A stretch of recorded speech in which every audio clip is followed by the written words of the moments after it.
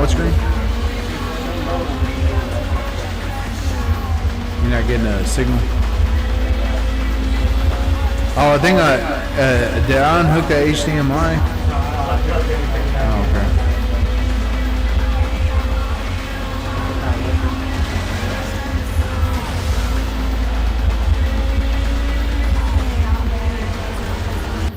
Damn it.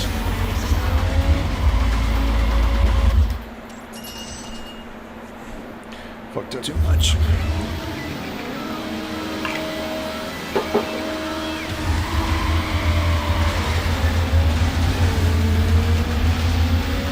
Riding around in a Honda 2000.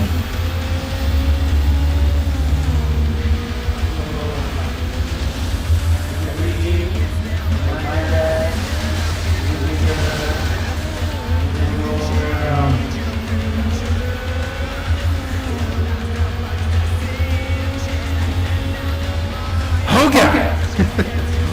That's like my favorite. That's like my favorite line. Hoga! Riddle. Where's your boy going with my car? He's gonna go wash it. Take it to the car wash. SWAT came to my home. It's my whole family. And guess what? It was you. Nobody.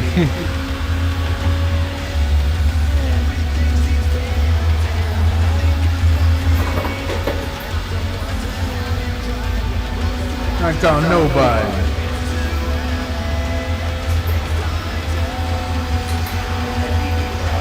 I know he's beating the shit out of him.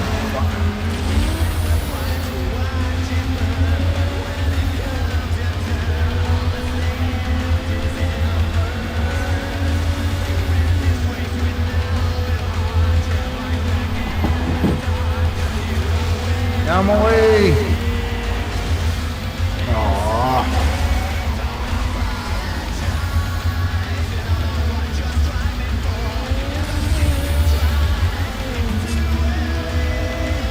I don't know why that thing ain't working. Yeah. Yeah. And it could be like it's just an Amazon basic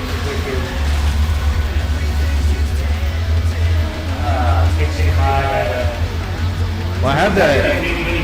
Well, no, they're like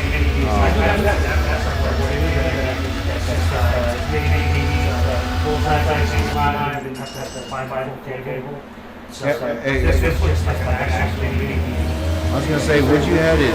How did you have it hooked up last time? I wonder why it's not getting a signal.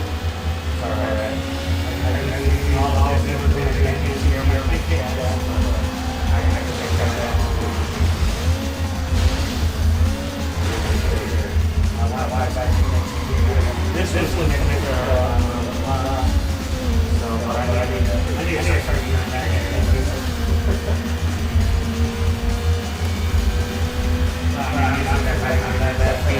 but the new software that I was trying to set up is made by Stream Elements. Yeah. And it'll do my Kick, my Twitch, it'll do everything except for Facebook. This one does everything except for Kick. Now, you know, it's nice to have Facebook chats up here because I can see them. Right.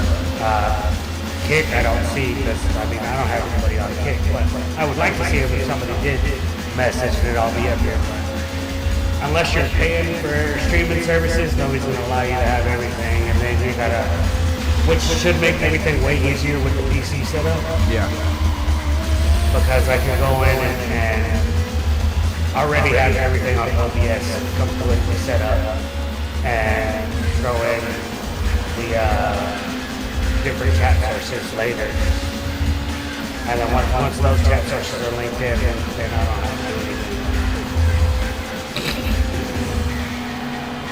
So I just have to figure that out later again. Damn it.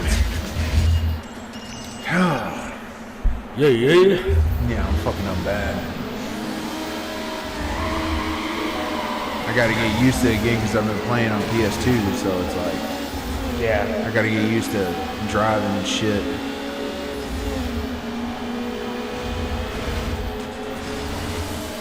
All right, all right, all right.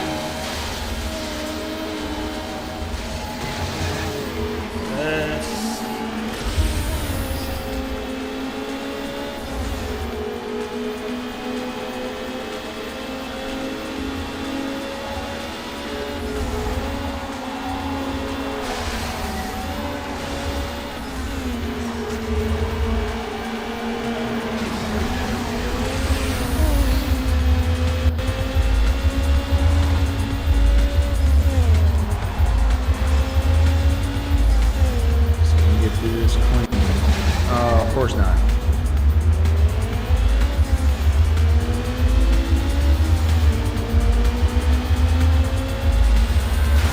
Oh my God.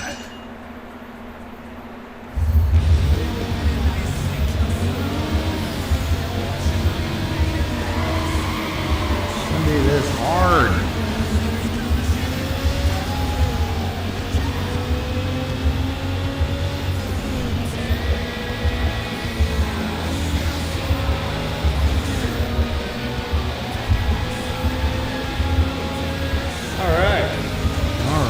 We can see Cameron, we can see myself. You know, green screen is a great thing, but all these new platforms have amazing, pretty decent, if you're lit up properly, AI detection that'll cut out all your background and everything. That's cool. But I think this has to do with race, and I'm not trying to make it a bad thing. It's just Cameron's a little fairer skinned than I am. So the light reflects off of his skin tone better, and we have a darker background. These brown couches that we're on, and so it's doing a way better detection system of seeing Cameron as a person. And you're blending in with the brown. Yeah, and it's only catching 3/5 of me. You know, where's my 40 acres and a mule? God damn it. Oh, racism. It's killing me. Dave Chappelle said it best. That racism's making me play worse. Oh, God. Oh. It's putting 5/3 of me on the screen and only all of Cameron. Only all of me. Yeah. Alright, see if I can get through 3/4 of this damn race. You know what would be better than 3/4? A hole? Not 3/5. What about 5/4? 5/4. Damn it. Oh, like the 5 pieces of 4 in Pirates of the Caribbean. Bet you guys didn't catch that reference. I almost missed it. Because we are that old. Yeah, before Jack Sparrow got canceled. The first time. And then somebody pooed all over his pillow. I know. You know, that's how you get pink eye. I know because I saw it in a movie. I saw it in a movie once. I'm gonna go grab me a cup real quick, Cameron. Would you like me to bring it? Oh, no, yeah, a cup over here. Well, you can grab, if you go in the refrigerator, you'll see the Minute Maid juice. Just grab the bottle. You'll see it in there. And then grab that, there's a bottle of vodka in there too that you can drink.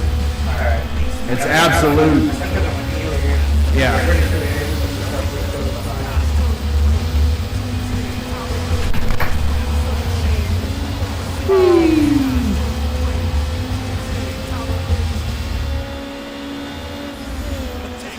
See if I can do this without getting completely destroyed.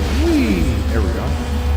Do that turn. Can I get through this? I don't know if I went the long way or not.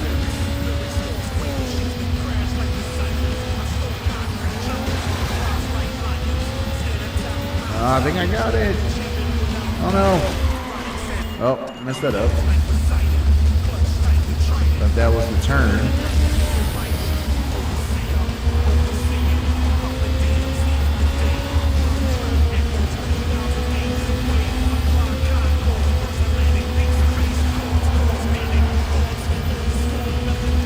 Hold on a little longer.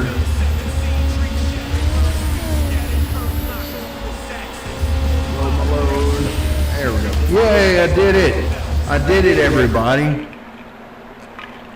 Only took me 12 tries.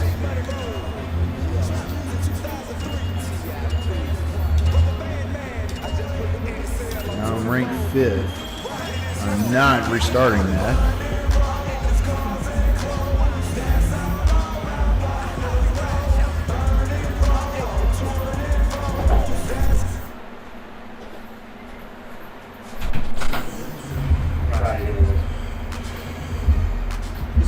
Yeah.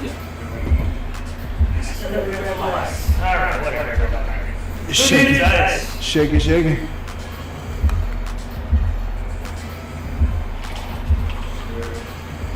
I'm gonna finish this bottle anyways. You just dumped it all? Yeah. It's not like it's over rice. It's gonna deliberate.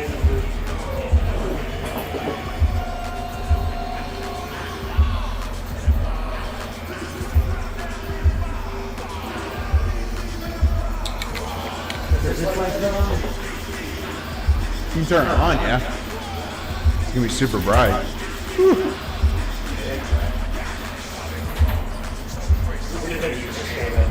Let's get the separation out. Actually, it does a whole lot better when you have proper lighting, ladies and gentlemen. Oh, I mean, you can. I don't know if I brought enough light bulb, but you can always see what that does. Now you just you can flip it. Super bright, super low. Yeah, like that. Because that's a warm light. Oh, that's a little bit better on me. It is. Now it's catching some reflections on me and you. Let's see how I can adjust this. You think you're a nice guy. Well, you can always move that light too. I'm not worried about that. I got my mind anymore. Yeah.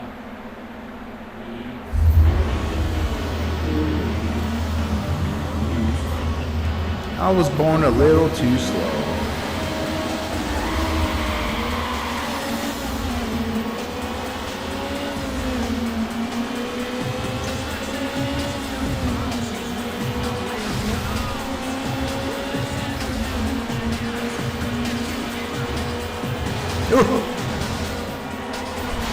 Couldn't miss both of them.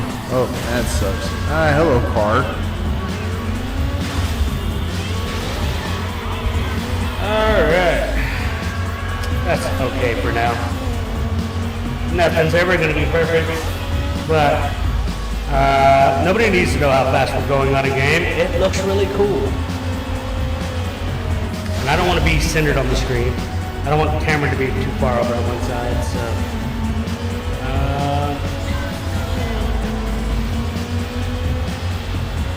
until I find a way to split those screens and put us on both sides, this is going to have to be. Sure, there's a way. Yeah, just not in. It's a lot more computer processing. Damn it. But also with my other, with the yellow box that I have, I can feed that one camera signal in there, split it into two camera signals, put it on a blank canvas, and separate us a little bit more. Yeah. And then feed it into the computer through USB, and then the computer will edit out the background, and it'll put us in better positions on the screen. So it's like I said, it's not too complicated. It's just time consuming, and we already started the stream a little late today because Weather issues. Who the heck are you? You in my profile.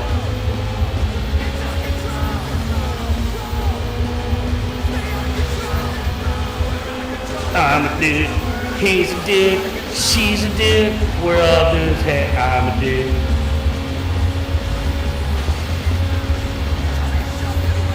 I don't know why I had this core memory unlike it was like what last week or something. I think it was after we streamed. I was at work, and then I was listening to something, or I saw a short, and it was like, it reminded me of the song. I was like, yeah, whatever. It's like, my United States or whatever. And it's like, yeah, the cop came over there, he's like, hey guys, didn't I tell you? Yeah, whatever. Back when the internet was young. When the internet was young. Oh man.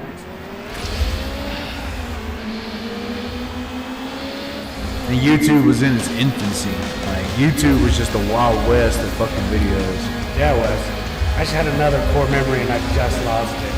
Oh, Ray Williams Johnson. I remember you showing me that. Yeah, Ray Williams Do Johnson. mom, do You're the one that showed me that guy. Did I show you Ray Williams You Johnson? showed me Ray Williams Johnson, yeah. I wonder who showed me. Someone had to show me that. Yeah, somebody showed you that if you were watching his how-tos and stuff like that. Because we would come over here, he'd show me all his new YouTube videos, Yeah. how-tos and stuff. Doing your mom's and squirrel eggs. Yeah, and then the remix was Stalking Your Mom. Yeah. Did I show you the Key of Austin too, or did you show me that? Damn it. I think you showed me the key of Austin. Awesome. Or it's like Ducky of Austin. Yeah. Oh Yeah, you showed man. me that. And then I remember they were doing the Star Trek, and it was like horny Star Trek or something like that. I don't think I remember that one. You don't remember that one where he's talking about, he's like, yeah, I'm gonna shoot my giant rod at you. Oh, yeah. And it's just like all the women are like in scanty. It's like it's like all these scantily clad women. Yeah. I was like, I think that was one of the first ones I watched. Okay, because that one was like viral at the time. That's what it was. So it wasn't a core memory, but it's a older song. Red Hot Chili Peppers. Not stand out as a goofy movie, but it's Don't Stop. Don't stop it. Yeah, so they had a live concert or whatever. That's one of their really big live concerts. Oh, the music video. And at the end of the music video, they're all walking down the street with like foil paper wrapped around their. They're just like naked. It's just foil paper wrapped around like a bikini. Yeah. And they have really long extensions. Well, on Love, Death, and Robots. Have you seen it on Netflix? So it's a like an indie series, indie filmmaker series almost in a sense. That like the series is called Love, Death, and Robots, and the first series was just 10, 12 episodes Yeah. of random story-driven animation. Kind of like the 12 Days of Fright Fest, where 12 different horror movies that were indie and that they brought to theaters because they were like, oh, these are really good. Yeah. So that's basically what they did. Is they took a bunch of animated films. I think there's a couple live action, but most of them are animated films that from people that you've probably never heard of. And they have completely different storylines. Some of them are horror, some of them are suspense, some of them are comedy. Like they're all in different drawing styles. Some of them are anime, some of them are like Pixar style, some of them are just drawn super cartoonish. So they're like, that's just what it is. Like, you're not gonna watch it and be like, okay, episode 2, and even remotely think that they are connected, right? Like Black Mirror, if you watch Black Mirror, about 5 or 6 episodes in, you can tell that everything is connected. Like they're in the same universe. These are just like, all right, this guy in Japan made a video and I think it's cool. All right, this person over here in Chicago made another video. Has nothing to do with this, but I think it's cool too. All right, let's put them all in the thing and say, hey, watch this. Go check these people out. Pretty much. And so they just released season 4, and the first episode is called Don't Stop. Yeah. And it's just that concert of Red Hot Chili Peppers singing Don't Stop, but they're all marionettes. They have strings and everything, so it's like Team America World Police produced Don't Stop the music video. Right. It's pretty cool. Probably like somebody in AI It's kind of what it looks like too. How everybody's doing the AI videos of Everybody. Muppet this or cartoon that or whatever, and it's just remakes of videos but with cartoons or something. You know what I can't wait for AI to get really good at? What's that? Animating. So what I want to do is I want to be able to like say, hey AI, I would like to see a cartoon version of this comic strip. Like say X-Men. Oh man, that's fun. I want to like X-Men, the Mutant series, issue 43. Can you animate that with the cartoon series voice actors, and then it creates an actual episode with that comic book. So then you could actually visualize what you're reading or whatnot. Or you can see the story play out with your favorite voice actors. Yeah. I think that'd be pretty cool. It kind of sucked for voice actors or actual actors. Yeah, they would lose. Yeah, they would go broke. They would lose so much money. But if they were smart, they would just monetize their voices into AI and say, hey, anytime anybody uses our voice for AI, Yeah, they get paid. they get paid. Because, I mean, everybody's already paying for ChatGPT. Oh, Do it like Cameo. yeah. Just record you read me the dictionary.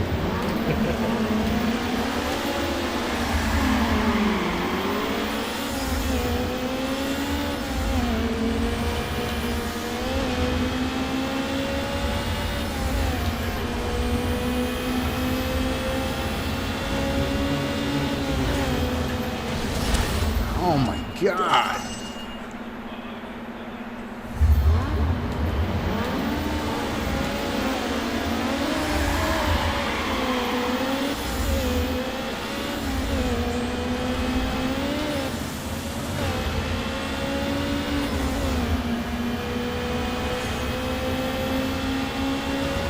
All right, here we go.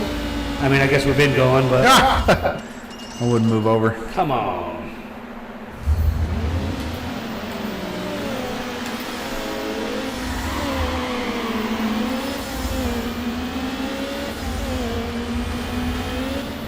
So, how was you guys' Memorial Day? What'd you do, Cameron? Stayed home because it was raining. Really? The day of Memorial Day, yeah. Yeah. Like Friday, we went out to my aunt's lake house because they're selling it, Yeah. and took my son fishing for the first time. I saw that. That was pretty cool. First Yeah. time, didn't know it was that. Yeah, the first time he's ever had it.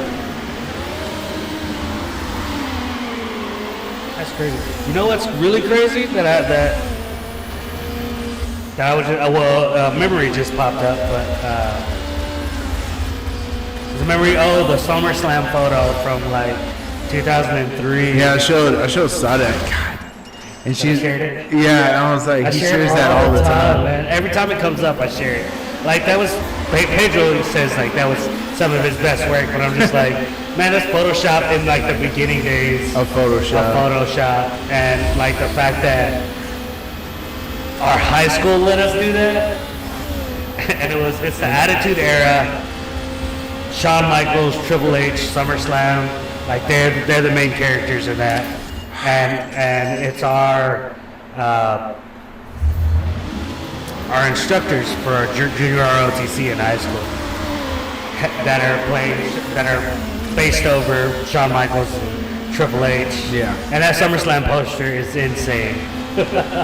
They're a barbecue and Shawn Michaels has a regular hot dog and Triple H has this giant like foot-long summer sausage held up by tongs. Yeah, I remember that SummerSlam. Yeah. That was 06. That was SummerSlam 06. I believe. Yeah, because me and Boswell were BC and XL. And Sino was high up in the command. Like we were all almost seniors. That was the summer before our senior year. It was our family social. So that's what linked up with it really good. And so like it was insane. Like it was just so much fun. And seeing the picture, you're like, oh crap, that's hilarious. And like I don't see SummerSlam photos like that anymore like I used to up until like 2012, 2010, 2012. You know, they were still like promoting SummerSlam and WWE with like a full. That's one thing about the Attitude Era that I don't see in today's wrestling community. It's like they were superstars. Everybody was a headliner in the Attitude Era. Like there was, if somebody didn't kick off in the first week, they were probably gone. But then everybody else was just a superstar. Lita, as much as I hate to say like how little she contributed to the Hardy Boys, like the biggest thing she did was cheat on Matt. Yeah, with Edge. With Edge. Yeah. And like let their actual life play out. And like Lita was good. She was really cool for like a hardcore girl and stuff like that. But she didn't contribute to the Hardy Boys. Like China, R.I.P., did way more for the wrestling community, in my opinion, than Lita did while she was wrestling. Kind of. Because they said she was hard to work with. China? Mm-hmm. Yeah. Yeah, they said she wanted to get paid as much as the guys, and it was like, yeah, but it like, I remember JR talked about it, and it was just like the draw. Yeah, but you know, and that's where I say that kind of helped more, because she pushed for it. She was just as big as half of the guys out there. Bigger. She was bigger than Eddie Guerrero, and they were dating. Yeah, because that was after. Yeah, because that was after. Well, I mean, there was all that controversy with Triple H sneaking around with Stephanie, and that's what kind of blackballed her, was because of how ugly that was after. So that could have been too that Stephanie was just jealous, but yeah. And then like I said, she was like, she couldn't really wrestle any of the girls because she was so much bigger than all of them. So like, what do you do with her? And you don't want to put her against a whole bunch of guys, because then that makes the guys look weak. That you're trying to push, so it's like she was kind of in that limbo area. Yeah, I know it was. How you bring that limbo area up, and like my mind just like ADHD to everywhere. I was watching one of the Undertaker's podcasts, and I don't remember if it was his Dead Man's podcast or if he was on another person's podcast talking about it. But they brought up the Brothers of Destruction, Kane and Undertaker. Yeah. And they're both fairly big dudes, well, extremely big dudes by themselves. Yeah, they're both 6. I think they're both 6'8", but they put heels on Kane to make him look taller. But I think they're both about the same height. Yeah. But I mean, they're on the bigger side of the average wrestler, right? They're not small wrestlers. They're not even your average wrestlers. They are bigger wrestlers compared to everybody else. Right. You know, besides Andre the Giant and the fucking Great Khali, you know, just the fucking Mark Henry, Katana. huge fucking guys. But you know, they're big, and so he was talking about it, and I would have loved. Well, that was the whole reason why Kane came in existence, because Undertaker didn't have anybody else to wrestle. Yeah. And it wasn't. I trusted you, and now you want to take me on? See you in the street, All right. But yeah, and that's what he was talking about. Bringing Kane in, and like, that's what made him so popular so fast. Well, yeah, because they said it was his brother. But you know that, there's trivia. You know, Kane wasn't the first person to use that name, Kane. Oh, I didn't know that. So when The Undertaker first came in, or first broke in with Bruce Pritchard, I think is who it was, his name was Kane the Undertaker. That was his name, Kane the Undertaker. And then after, for so long, they just cut it and just made it The Undertaker. So then they were like, well, Kane would be good because it'd be like kind of like a connection, and Paul Bearer was with him too, so of course. Yeah. But Which is hilarious. Paul Bearer and the whole Paul Bearer, the Undertaker's Yeah, and you know, he was a licensed mortician. Like, he still had his license the whole time he was with WWE. Yeah. He kept it just in case something happened, he had something to fall back on. Yeah. But yeah, he was the actual licensed mortician. And then the other funny fact, or useless fact that I have about wrestling is Lita did not break out. Well, she did break out with the Hardy Boys, but that wasn't her debut, was with the Hardy Boys. No, definitely not. I mean... You know who the wrestler she was with before them? You probably never guess his name. I've seen it. I just don't remember. It's S.A. Rios. Oh, okay. Yeah. And he didn't really do much. Yeah, no. But another fun fact, while we're on fun facts, which I would always like to so like shocked when I found out, but I have always known Rey Mysterio with a mask. Yeah. He had a whole career without a mask. Well, yeah, it was in WCW where they ruined him. Not ruined him, but Kevin Nash was the one that made him take the mask off. He didn't have a mask before that. Now, yes, Kevin Nash took his mask off, and he did go like a year or two. Yeah, that was before they... WCW. Yeah. But when he was so he would wrestle Lucha on with his mask as Rey Mysterio. But when he came into the original WWF, he didn't have a mask, and nothing was going on with him. So then he started wrestling WCW, and had like this. I might have that confused a little bit, but I thought his Demon era was when he was without the mask, and then he had the mask for a while, and then Kevin Nash took it off because now he was under a completely different persona. So, and of course, Lucha Libre, the most disrespectful thing you can do is take the mask off, which that whole era was wild. And I remember the first time seeing Rey Mysterio take his mask off but still not seeing his face. Yeah. Was on one of the How to Make a Wrestler series on MTV or something like that, training everybody how to be WWE wrestlers. When they did that, when they started that whole series. Yeah, like Tough. You talking about Tough Enough? That's what it was. Tough Enough. Yeah. And he took his mask. And it was like, oh, we're gonna get to see Rey Mysterio. And he took his mask off, and they just showed the back of his head. Of course. And I'm like, okay, that's actually respectful. But I remember my whole childhood growing up and trying to Google or ask Jeeves, what does Rey Mysterio's face look like? And I could never find anything like when you were looking it up. And now you Google it, all over the place. Everybody knows what Rey Mysterio looks like. The whole WCW years of him not having a mask on shows up. And I'm like, how did he have a whole career without a mask in the era that we were watching him and we didn't even make the connection?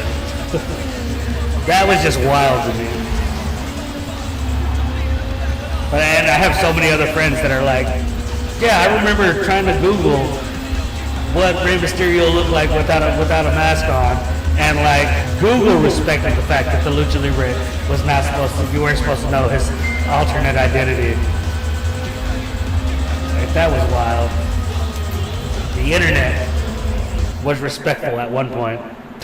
Yeah. Well, I mean, I was always under the impression that he broke into WCW with the luchador mask on, and he got it when he was wrestling in Mexico, because you have to earn it. You can't, like how they did it back in the day, you couldn't just get a mask. Like, you had to be like respected about it. So he got his mask from there, and that's why it was so disrespectful when Kevin Nash made him take it off.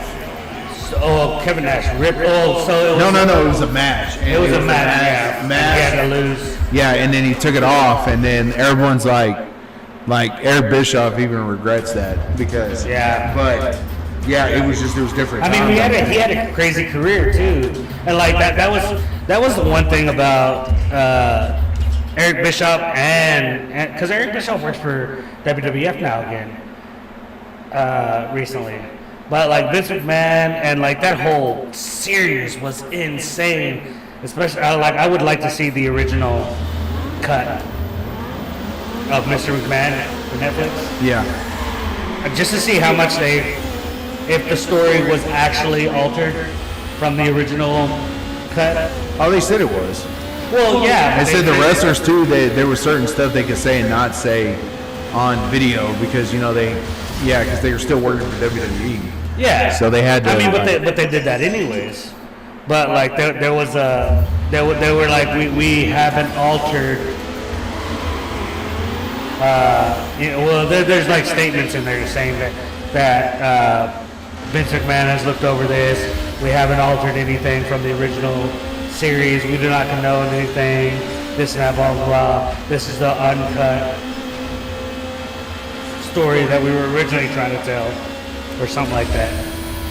And then I'm like, oh wait a minute. There's some things that I don't know. I don't think the Mr. McMahon documentary would have. Ooh. Man, Skyline GTR.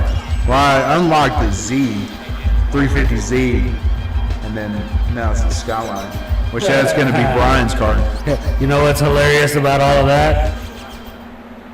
Is now I own a 240, which was the first car we purchased after the original car you start with. Yeah, the Miata. Yeah. Which I don't have a Miata, don't have anything. I would like a Miata. But, Miata's probably the only car that I've wanted to buy.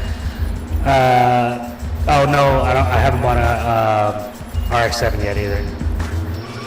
Yeah, that's one I want to find. Or an find. NSX, but Yeah, I want an RX-7. Yeah, I would love to find an old RX-7. But I really don't need to purchase another car, but I really want to pick this car up from Sean. A 88 MR2? No. Pontiac Arrow. So see, that's the 240, and then you got the Skyline.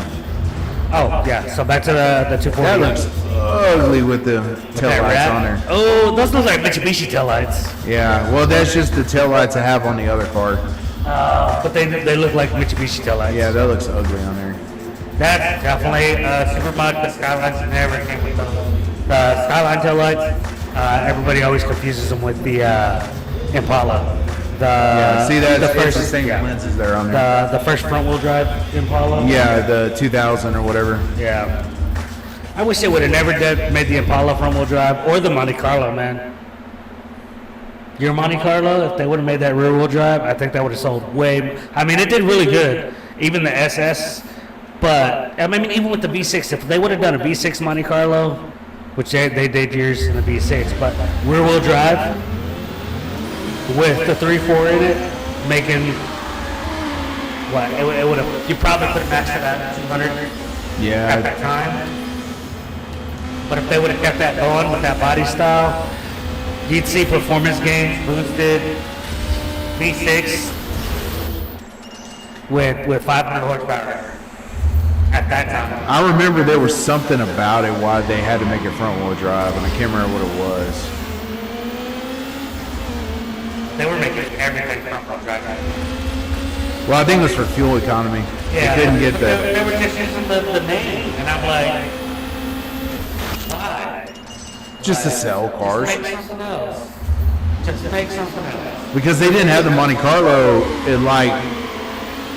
they had the Lumina was the Monte Carlo before that, and then they just stuck the Monte Carlo on there. Yeah. So it was a Lumina body. Because the original Lumina was that Z34, I think is what it was their Sportster, or their two-seater. Oh, And then when they- the Lumina was the mid option, because it was the Cavalier that was a compact, the Lumina that was the mid, and then the Monte Carlo was the mid frame with the big body. Well, no, it was just an Impala, because they didn't have the Monte Carlo Yeah, then. it was the Impala. The Monte Carlo was supposed to be the lighter weight Impala. Or it was a Caprice. And then Oh, they made a Monte Carlo, or they made an Impala out of the Caprice. So, and I always get this confused. I always thought the Impala was the luxury version of the Caprice. No, well, back in the day, it was The Caprice and Impala were completely different vehicles. So the Impala was always the two-door, and the Caprice, and then they had a Bel Air, of course, all those. But yeah, in the 80s, I feel like the Caprice was the luxury model, and the Impala was a step below it, if I remember right. Yeah, see, I always thought the Impala was the luxury version. Because you can tell the difference between the tail lights. Because the Caprice had the square tail lights. When you get the square body Caprice and the Impala, like everybody always wants to convert square bodies, not the super big bodies that everybody wants, the hoppers, but the square bodies, the big boxes that everybody likes to hop around. Or the Caprice and the Impala look exactly the same with the square bodies. Yeah, it's just the tail lights. Yeah. The Caprice had the 3 square individual, and then the Impala had the double one on there. And I felt like everybody was always trying to make the Impala. And I feel like that's why the Impala got a better name, continued on, because like you don't see Caprices, but you still see Impalas. Well, yeah, because the Impala back in the day was the SS, like it was the hot rod. And that's why I feel like that was the luxury version too, because they're not gonna SS up ground model, right? Like you got the Buick, but the Regal was the one that got the. Well, they had a GS, which was the Grand Sport. That was like their hot rod back in the day. Yeah, and then they had a GSX. Regal got that turbo. Oh yeah, the GSX and the GNX, but that's the Grand National. No, they had back in the 60s. They had a GS, which was their Grand Sport, and that was like a Chevelle. It was like that body style, and then they had a GSX, which was the top of the line. That was well, okay, so because I think this is because of our understanding of words and everything like that, that we think that the GS, the GNX, and everything are all different, but they're not. They're all Buick Grands. Because we think of grand as one word, it's like, oh, this is the Grand Old Opry, oh, this is the Grand Old Time, oh, this is the Grand whatever. So the Buick, it's the Buick Grand, but you can get the Buick Grand in a Sport, or you can get the Buick Grand in a National, or you can get a Buick Grand National all-wheel drive. Do you kind of feel where I might be going with that? Well, no.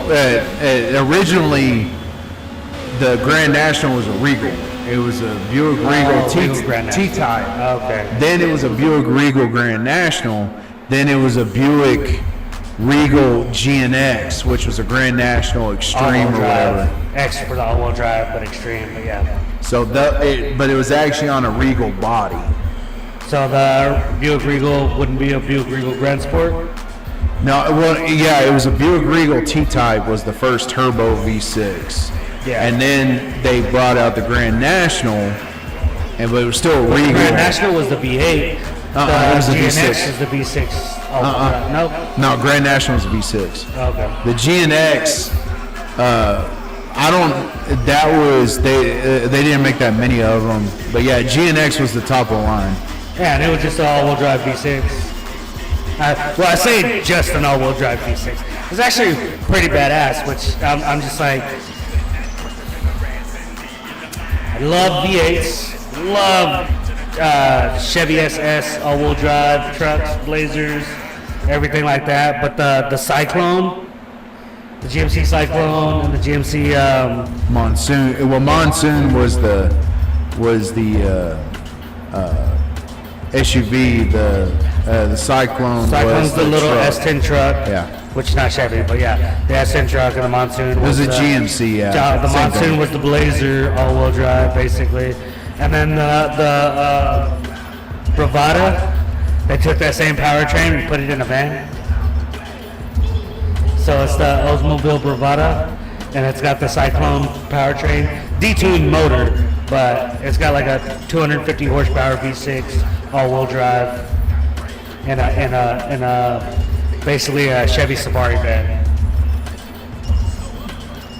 with Oldsmobile logos. Still got it. All right, shit. All right, that's all we can do. But the V6 all-wheel drive platform, I think, is insane. You can do so much with it. And I think one of the forgotten motors is the 90-degree V6, which is the 3.4-liter GM motor that came in the Camaros before the 3800, and they abandoned it. And then they brought out the 3800, and then because what did they put it on, the Grand Prix with the supercharger, and the Oldsmobile I think had it with the supercharger. Buicks did too. They're the Buick Regal, Oldsmobile Sport, right? No, they had the Buick Park Avenue Ultras that had the supercharged motor in them too. But Buick Chevy, but Oldsmobile's Chevy, Ford, right? Oldsmobile's Chevy too? No, it was Ford is Mercury or Lincoln, Mercury Lincoln. and they had the Mercury Marauder was like their. Oh, it was a super fucking high-end. Well, it had the Cobra Victoria. motor. Yeah, it had the Cobra motor in it. Yeah. That 4.6 3-valve. And the Thunder Chickens. Yeah, the Thunderbird, but they discontinued those. Well, they made them into that damn little. That Mark. Oh no, the Thunder Chicken with the Mark 5. Thunderbird. God, yeah, the Lincoln Mark 8. Mark 8. There we go. That was a weird looking car. Yeah. Well, and that was the same. It was the Mercury Cougar it was Mercury Cougar, Ford Thunderbird, and then Lincoln Mark 8. But then when they went to the next gen, the Cougar turned into it was a Ford Contour that they turned into a Cougar, and they put that V6, that Mazda V6 in it, that 3000 V6 that they had in the Ford Probes for a while, and then they had them in something else. Haven't beat the game yet. No, we're just freaking chilling out here, Kong. What do you mean, haven't beat the game yet? Kong's commenting. Oh yeah, we're on race 81 of 111, so 81 of 111. So we got 30 more races to go.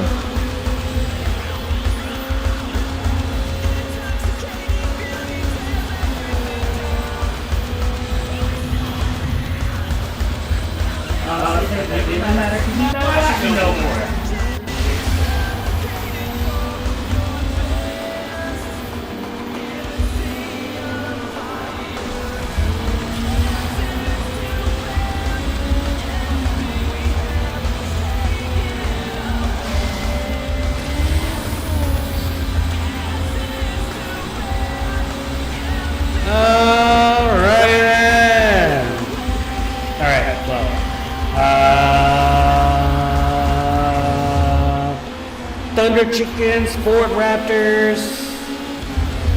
But yeah, so the Buick. Rebels. So the Buick had the Ultra. It was the Ultra and the Park Avenue had the supercharged in it, and I think and then they had a Buick Regal GS that was a smaller 4-door. I think that one had a supercharger too, and then you had and then you had all the Grand Prix shit. Where it was like the GTP, the Bonneville that year was rear-wheel drive as well. Well, they just brought it back. Damn it. It was like Pontiac's last. Well, no. I think that one was not the last. That was the first time they brought the rear-wheel drive V8s back. I remember that was their big selling point. You haven't seen a rear-wheel drive V8 family car in a while. We're bringing back the Pontiac Bonneville. Well, it was the G8 was the one that had the rear-wheel drive. Pontiac G8.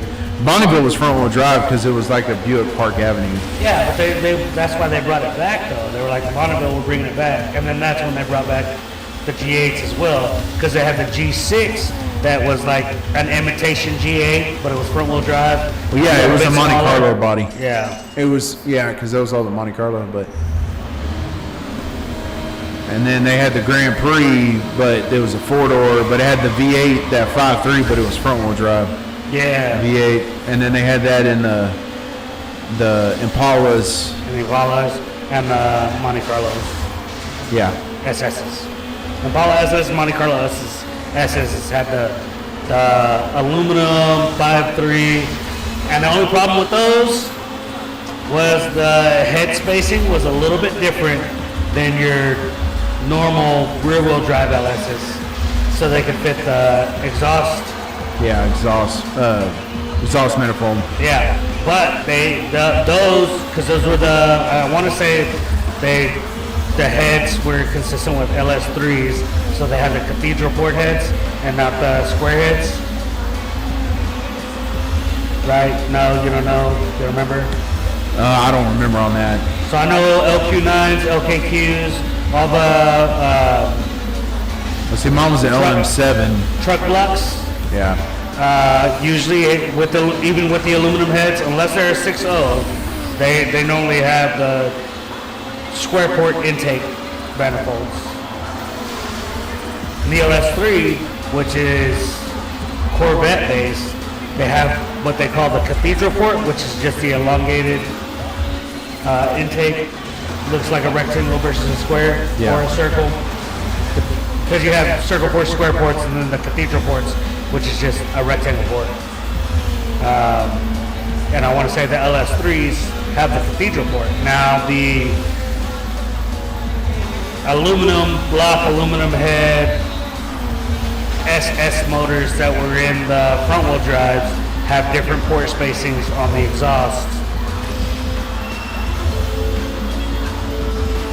That's a funny noise. Yeah. So they're actually really good heads to throw on your car. It's actually a really good motor, but it's really hard to convert that motor to rear-wheel drive. Yeah. But they're really good to drop into Cadillacs when your LS-based V8, that's all aluminum, overheats because the freaking North Star motor is a piece of shit LS. Yeah, they should abandon the North Star and just put those 5.3s in the Cadillacs, honestly. But I don't know why they didn't think that was a good idea. No, like a North Star sounds amazing with like a Borla exhaust on it and a cam, but the second it overheats, it's trash. Yeah. Like, you have to maintain that motor. Like, I've seen those motors make 900 horsepower, but if you're not changing the oil before your due date, say you're doing synthetic and you have a 7,000 mile, in quotation, 7,000 mile oil change, if you're not changing your oil at 5 or 6,000 miles, at least 1,000 miles before you change your oil, you're gonna mess up and miss that oil change, and one of your lifters is probably gonna go out, or your displacement on demand is gonna go out, or something. Like, those things are not meant to run on degraded oil. If your thermostat fails, because you're like, oh, thermostats don't go out for 100,000 miles, so I'm gonna wait until it goes out. If it fails and it kicks 30 degrees above your operating temperature, or if it touches that red line on your temperature sensor, those heads need to be replaced. The block needs to be machined. It's always gonna blow a head gasket after that. That North Star motor is just, if you take care of it, and that's I was watching a podcast about it. It's my brain just firing in all directions again. What's the difference between German reliability and Japanese reliability? Basically the difference between owning a Mercedes or a Honda. Well, it's just really like you got to do, well, like with German stuff, you got to do them like at a certain interval no matter what. And like with Hondas and stuff, normally like you can abuse them a little bit more, but as long as you're changing oil in them, they're fine. But that's exactly what was stated when I heard it. And they were like,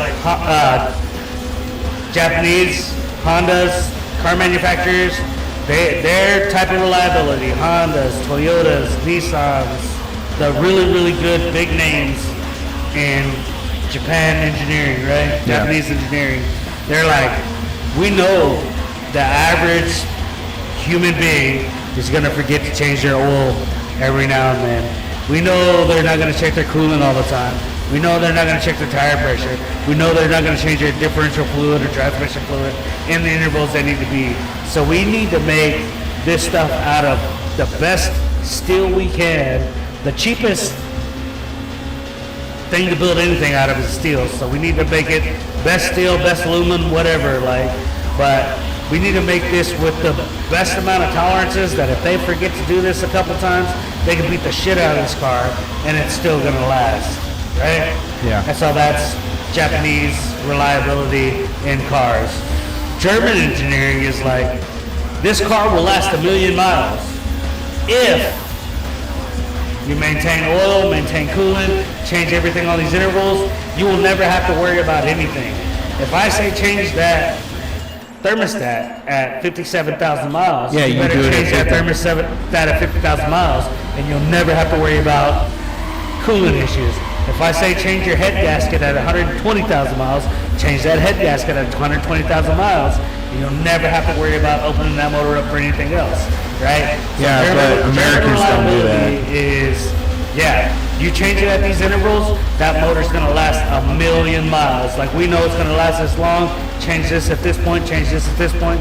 You'll never have to worry about diagnosing anything or trying to figure out the problem if you do these stuff at this interval. Which Mercedes and AMG, 100%. I've seen those cars, I've dealt with those big engines, I've dealt with everything that Mercedes does. Yeah. If you follow their instruction booklet on how to take care of their vehicle, you'll never have an issue with that car. But in America, we don't have that kind of money. Well, no, it's because with BMWs and Mercedes, a lot of the people that own them don't own or don't have enough money to keep up with them. They buy it for status, and they think that it's like everything else they buy.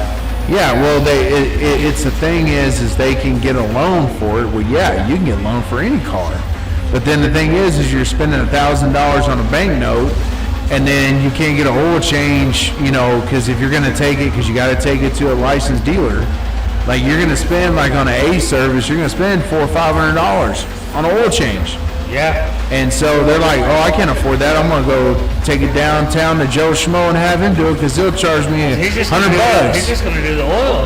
Yeah. All I got to do is put 7 quarts of oil in it and change the filter. And even at a, like if you're a DIYer and you do it yourself and you don't do the full A-B service. Because I haven't seen it on domestic cars a lot. But I've seen it on Japanese cars. My Master 1000 has it.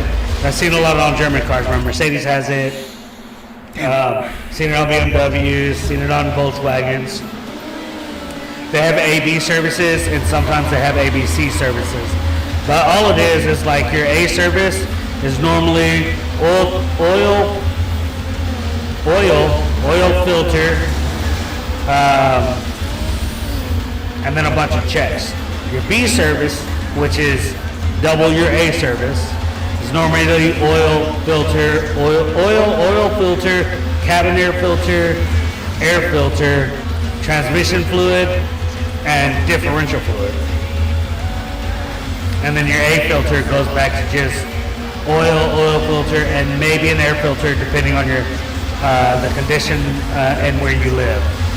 But yeah, your A change is your basic change, and then your B change is like, oh, you've been twice as many miles, which on full synthetics, a lot of people are trying to run you at 10,000 miles. I don't care what anybody says, even with ANSOIL, you shouldn't run your oil at 10,000 miles. And even if you are running a 10,000 mile oil, you should at least get your filter changed every recommended oil change, at minimum. Am I wrong for saying that? No, but that's what I'm saying. It depends on where you go get it done, because because the thing is they can change the intervals like at these Joe Schmo places, but if they're not putting the right filter and right oil, they'll never make it. Yeah. And that's what it is. You got to go, if you have a European vehicle, you need to go to somewhere where they deal with European vehicles. Because, like I said, I mean, I like one of the places here, like they get the filters that are meant for those cars. and they'll go the 10,000 miles because Mercedes and BMWs, they like their intervals are normally 10 to 15,000 miles. Yeah. For oil changes, so you're paying $500 for oil change, but it's because you're supposed to do it at that interval. Yeah, and but also Mercedes is like they're on their caps. It says Mobile One only, right? And Mobile One are equivalent. Yeah, but I mean it says Mobile One on the cap, right? And so like for me, equivalents: Mobile One, Royal Purple, Motul, Redline.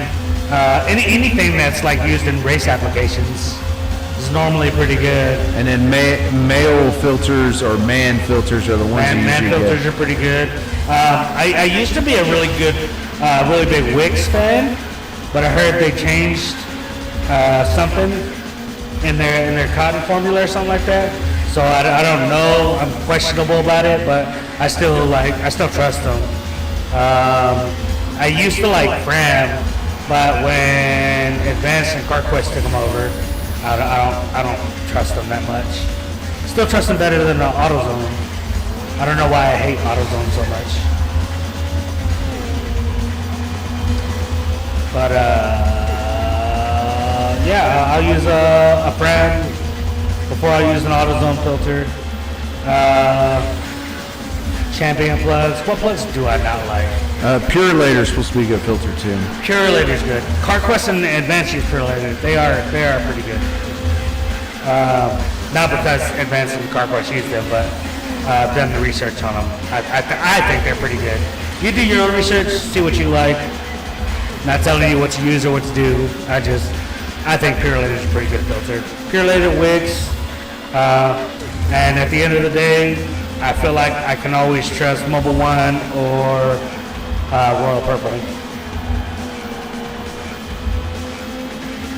You can't go wrong with manufacturer filters either. Definitely can't go wrong with manufacturer. Motorcraft. AC Delco, Motorcraft, Mopar.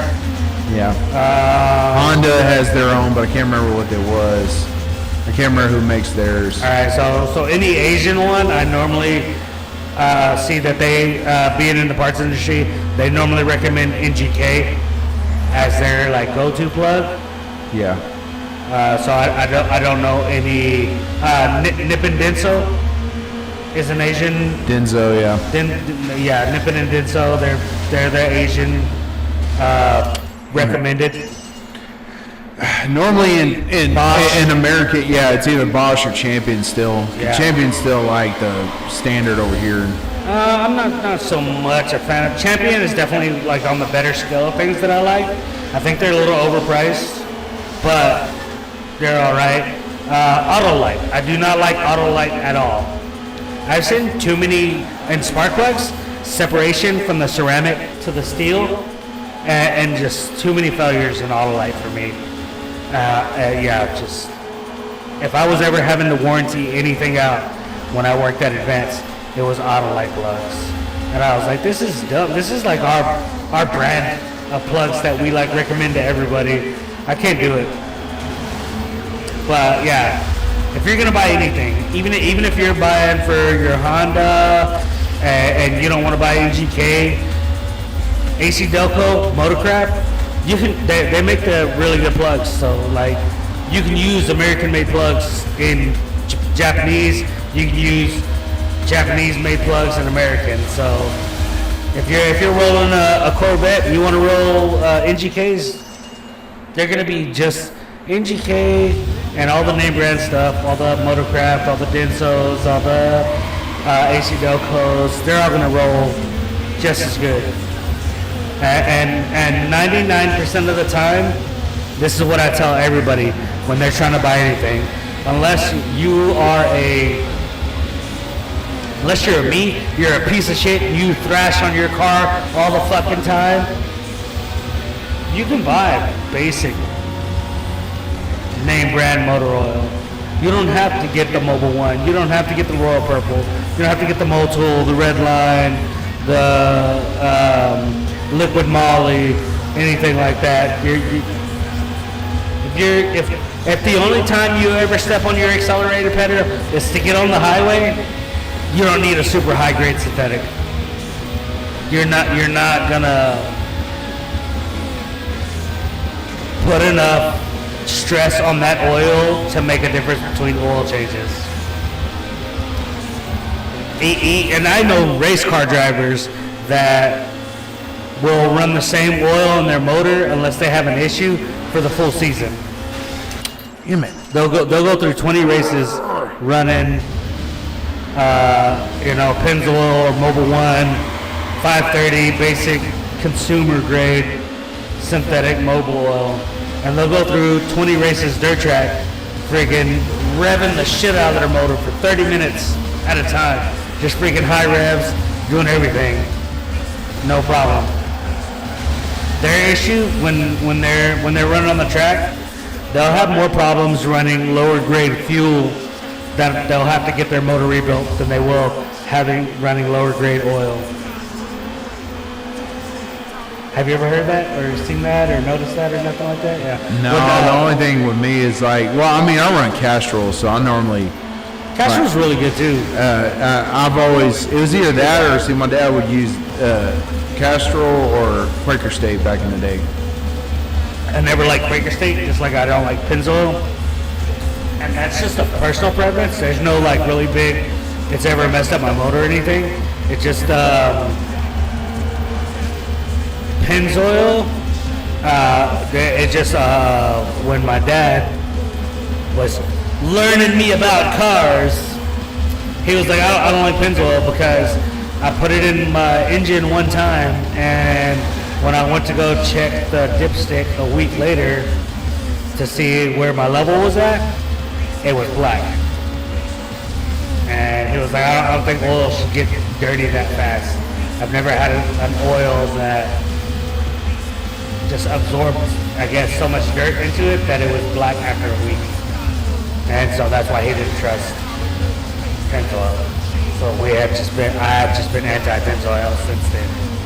Yeah, my dad was the same way. He was like, he just didn't trust it. It's the same thing. I think he said it would just burn. It burns faster. Yeah, that's probably what it is. So. And he was like, I remember one time, he's like, if you got to buy cheap oil, buy anything other than Pennzoil. Yeah. Is what he told me. So, but he was like, but that's one of those things where I believe it's whatever you grew up with is what you're probably going to use. Yeah. So whatever your dad told you that's good or bad is normally what you're going to go with. Yeah, when I go with cheap stuff, definitely 100%. I don't really like Valvoline oil either, even though like I work for a place that sells Valvoline.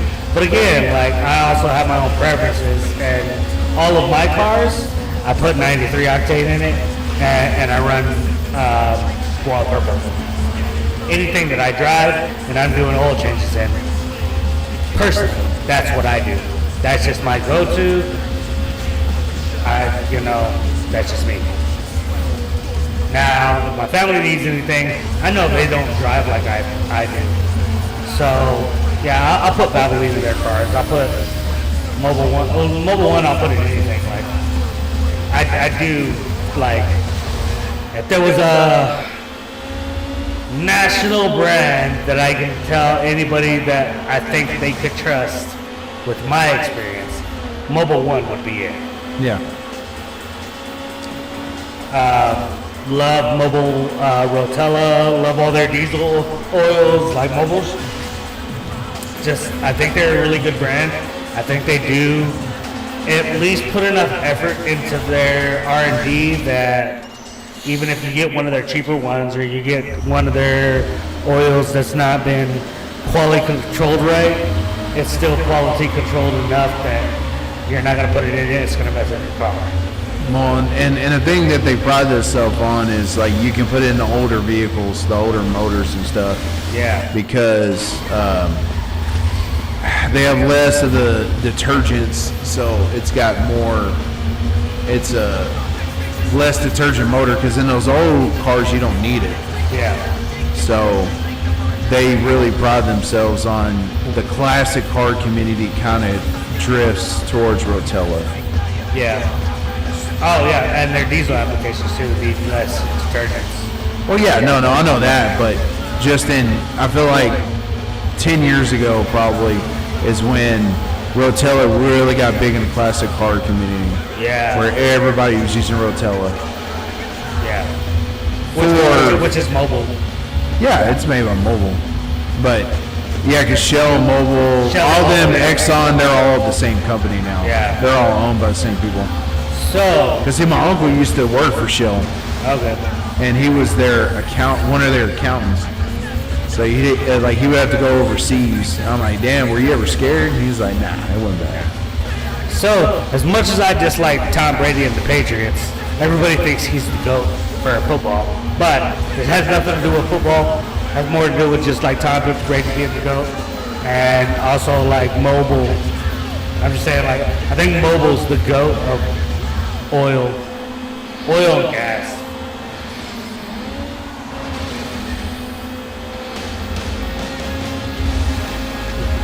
You think they're the greatest of all time? I know they're not the best. Damn it. This racetrack. We can go racing. That's definitely the best. But like, just as for like, just the most consistent. Mobile, For fuel or for oil? just like as a petrol, fossil fuel, oil, mobile. I think they tier in the top 5 across the board, and then they just excel in certain areas that I would say they are the GOAT. That is area of car community. When it comes to oil and fuel and everything like that. Chevron was a really big name in fuels even before they did all the additives and stuff like that, but Chevron was one of the only places, Chevron and Shell were the only places that you could get 93 in Texas for a long time. Yeah, because it was just 91. Yeah, everywhere is 91, but you go to Chevron and Shell, they guarantee you 93.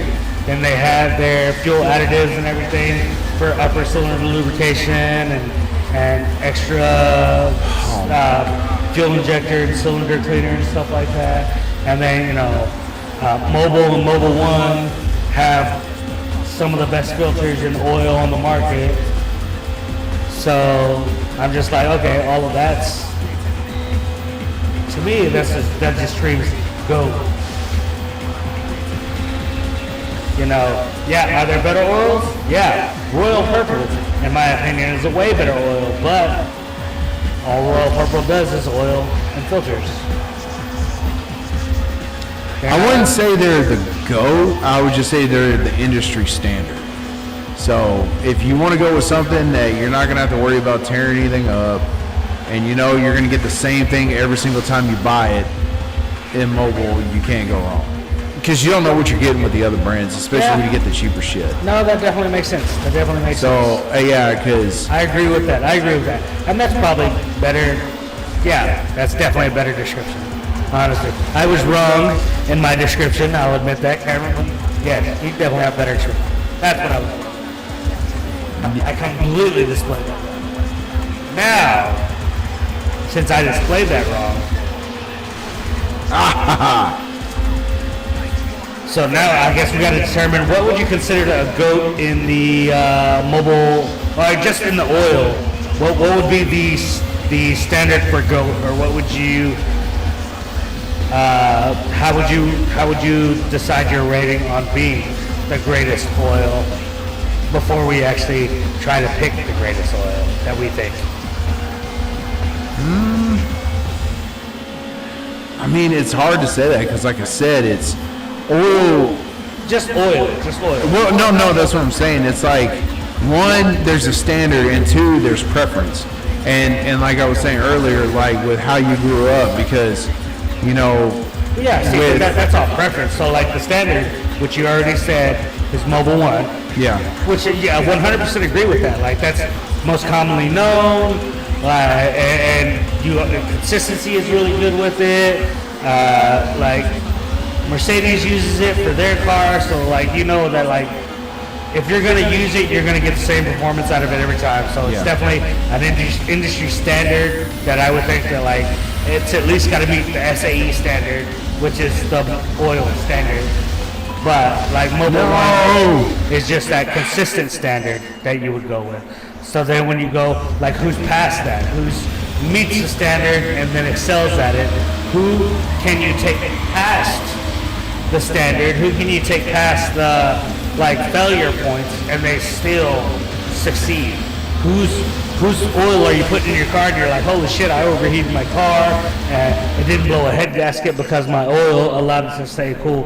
I didn't screw my pistons. Like I ran this car dry and, you know, popped a hole in the oil pan and there was no oil. It sounded like rod knock, but I didn't score my cylinder walls. I didn't spin a bearing. I didn't rub bearing grease or smear bearings all over, you know, everything.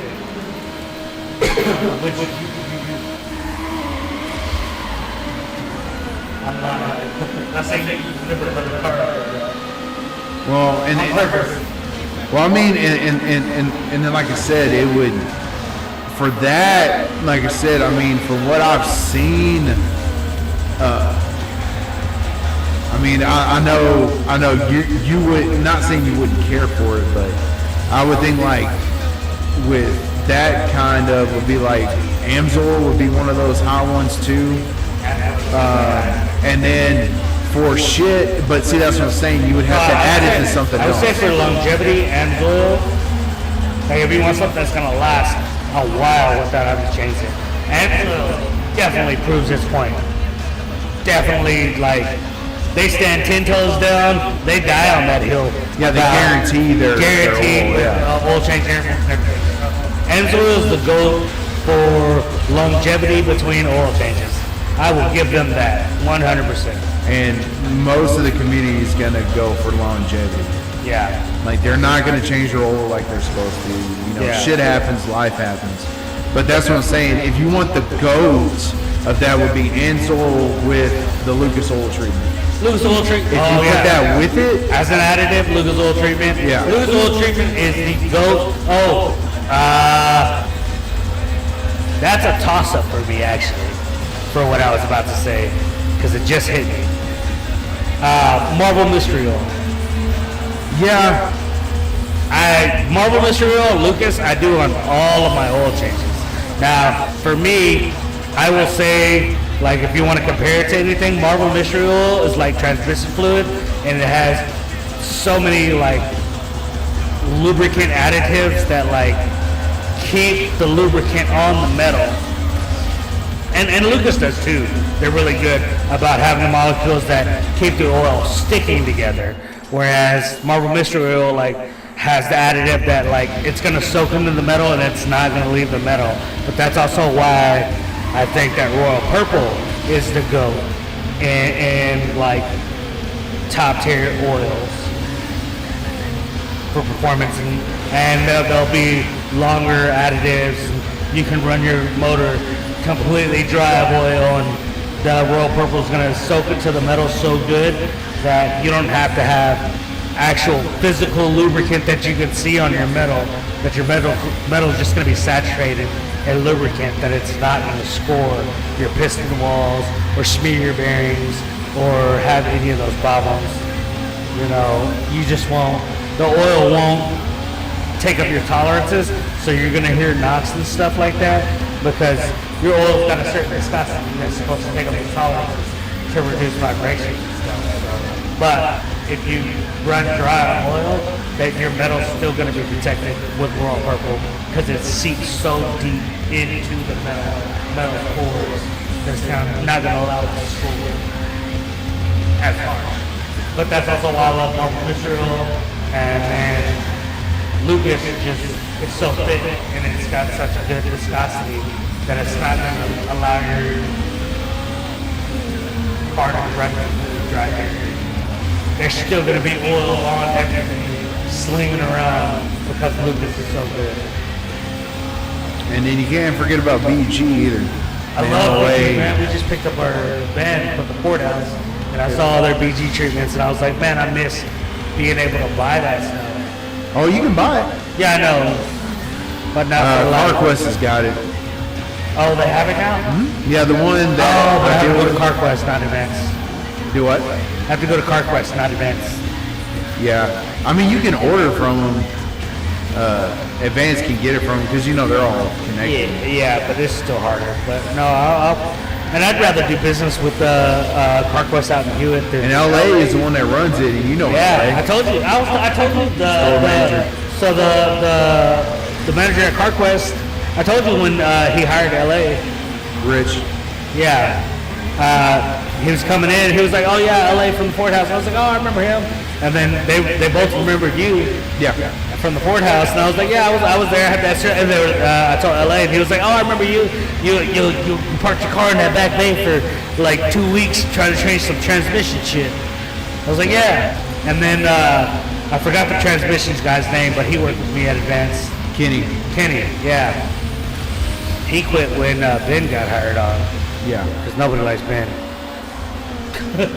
I didn't say that out loud.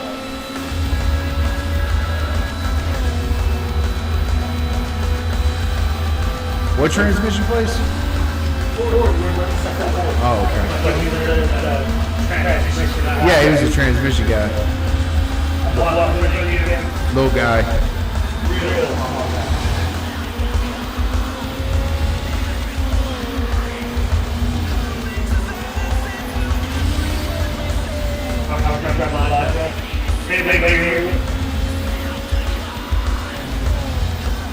Go.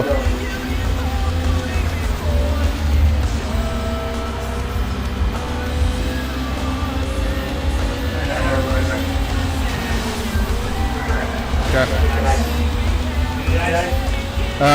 No, I think I'm good right now.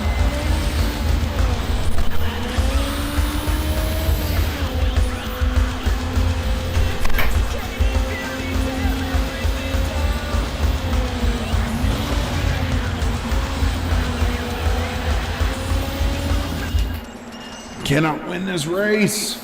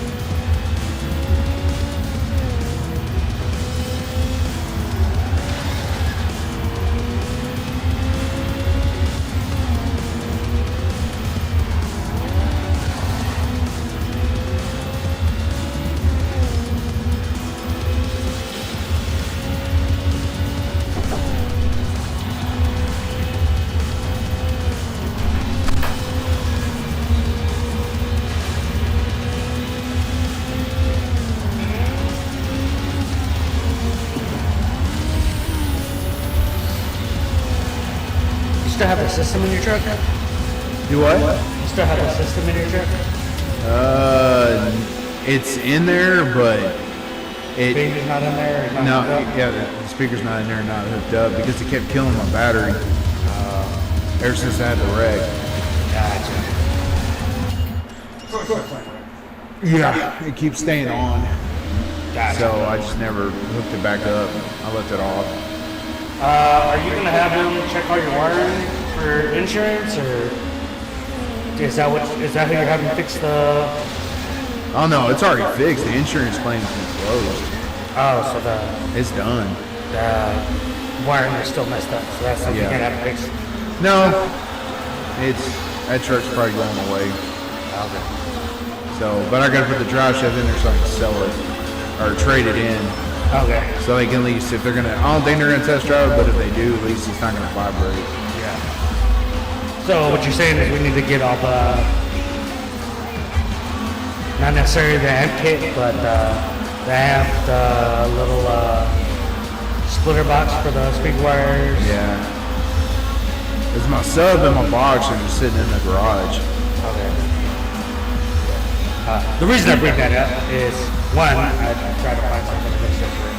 So I went out to your garage fridge, which normally has mixers. Not anymore. Not anymore. But I saw the box, and I was like, oh. When I picked up the 240, my buddy was also like me, ADHD, and just like, oh, I want to do this and I want to do that, and bought like a bunch of competition, actual like custom built competition amplifiers. He gave me a Kicker 12, not your basic Kicker 12, like a not even the like consumer competition Kicker Comp 12. This was like when Kicker was making their name, competition 12. In the small box, which I think I can fit it under the seat of the truck, but I might put it in the trunk of the Camry. But he gave me that, and then custom built amp. That's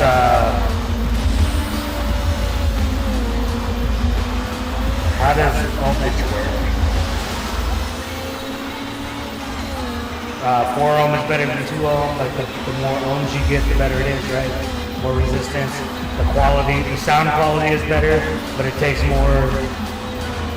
Well, yeah, because the resistance is gonna push. You know, you're gonna have more. Yeah, so if you're pushing 1,000 watt at 1 ohm, you're gonna move a lot of air, but the quality of sound is not gonna be that great, right? So Yeah, that's why I think they like more 8 ohm wattage. speakers, 4 ohm speakers. You know, you hear more. But Yeah, I think the standard is like 4 ohms is probably the lowest you want to go. But if you got like a 2,000 watt, if you're doing a tweeter, you know, you want like 8 ohms. If you're doing like surround sound speakers, like the surround sound speakers are usually set at 4 to 6 ohms, depending on if they're highs or lows or whatnot, right? But they're not moving a lot of air. You just want that quality of sound. So you want better resistance so you can hear everything. There's no distortion. The lower the ohmage, yeah, that's right. All right. So if you have a 1 ohm subwoofer pushing 2,000 watts, it's gonna be loud as shit. But you're not gonna like the bass. You're not. yeah, it's gonna, not gonna be clear. It's not gonna be clear or anything like that, right? Yeah. So, but you know, for loud car audio, most people settle with 2 ohms, and then when they're doing for like door speakers, they go for 4 ohms. Yeah. Well, this is a 1,000 watt RMS 6 ohm subwoofer. Yeah, I did it. Subwoofer amp. Okay. So Yeah, because my guitar amp, well, that cabinet that I have for my guitar amp, it's like 8 ohms. So Yeah. you can't go anything lower than 8 on it.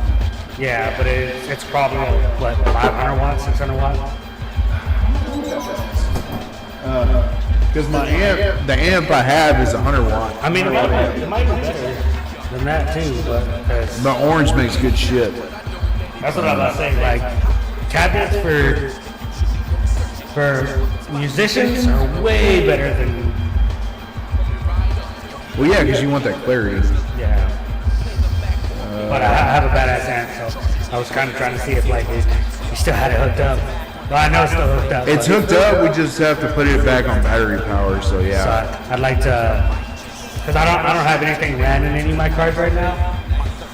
So I'd like to, because I felt like we could have turned your Pioneer and that kicker amp up a lot more than what we had it at. Yeah. So this is, so it's 120 watt 2x12 is what mine is. Okay, That, what's what that is. 212s in there, and you can run them. Are they series, parallel, individual?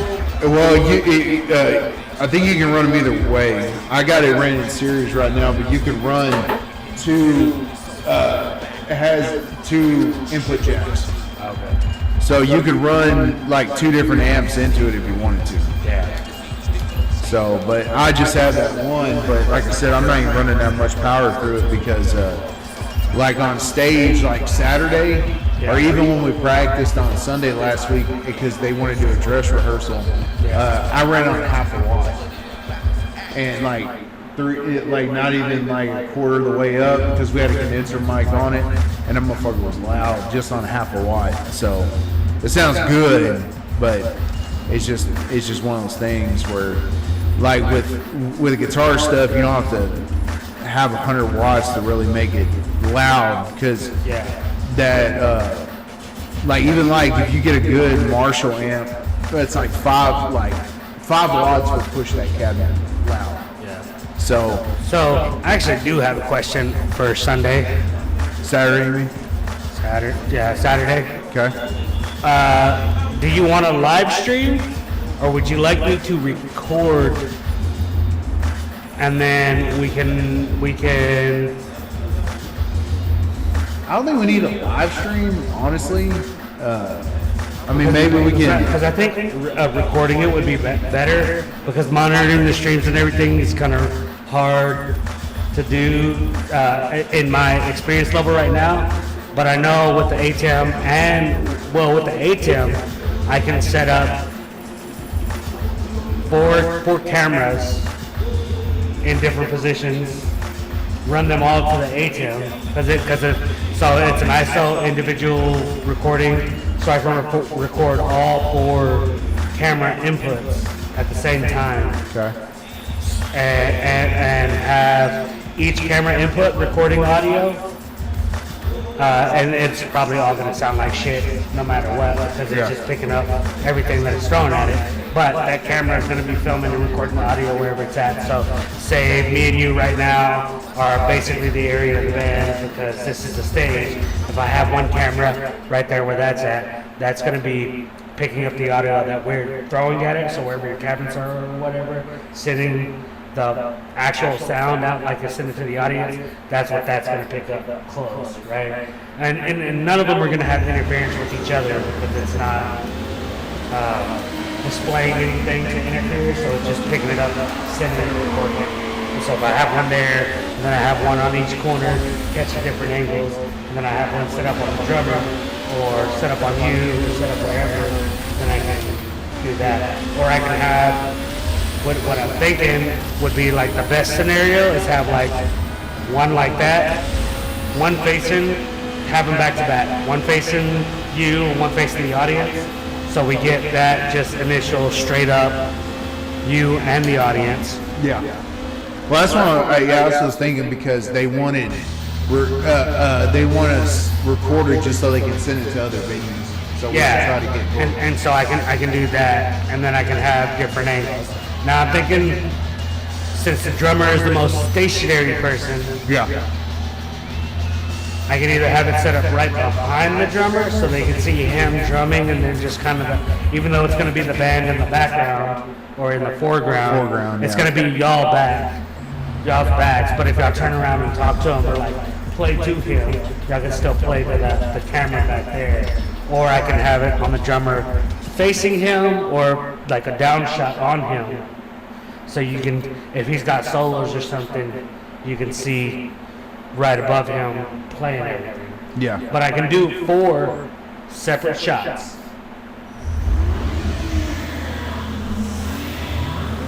and I have Sounds good to me. a bunch of different stuff, and then I can just record it.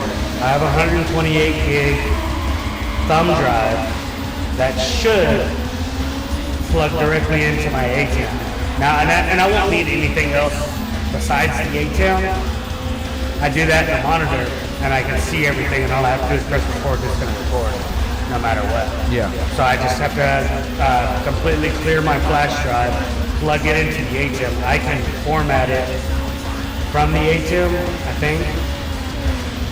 But if not, I will have like at least that with me that I can plug into the ATEM and format it from there. But I also have like I have two 1 terabyte thumb drives, like just thumb drives. I don't know if they're actually 1 terabyte or if they're just like cheap ones, but I know one of them has like 250 gigs used on it, and I'm pretty sure even if it wasn't 1 terabyte thumb drive, it's at least a 500 gig thumb drive, because I've got stuff on there from 2 years ago when I bought it, and I have already loaded 250 gigs on it, and it's still loading, and it's not deleting any of the old stuff. A lot of those thumb drives that say 1 terabyte that you buy online for cheaper shit, Yeah. they'll have like a loop sequence built into it. And once you start recording, once you hit that limit, it'll delete all the old stuff. Unless you put in the settings where it tells you when you got to delete.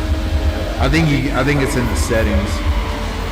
Because if not, yeah, it'll just do the oldest shit. It'll get rid of.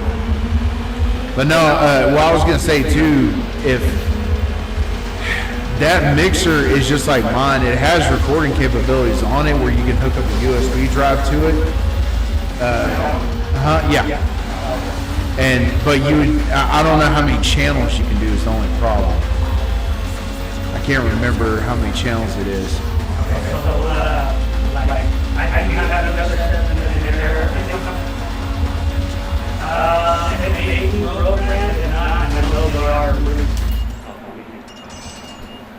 I actually need to look at my computer and see how it's doing over there.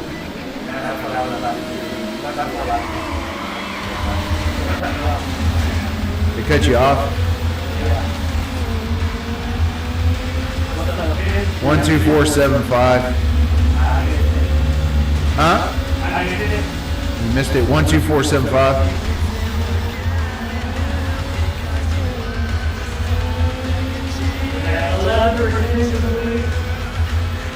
Out of how much? How much memory? Does it tell you how many gigs or no? Oh, okay. That's going pretty fast then. That's not bad.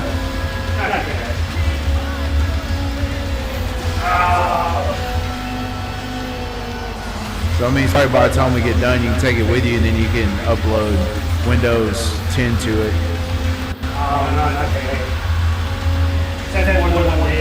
Oh, is that what it says? Yeah.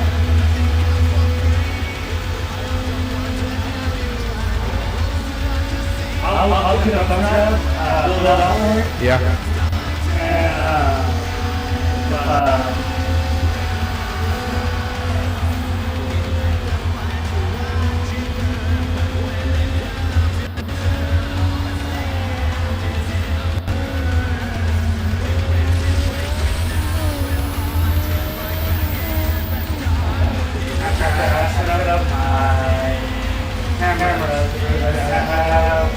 my photos that work 100%. I do have that black camera that works 100%. Actually, I have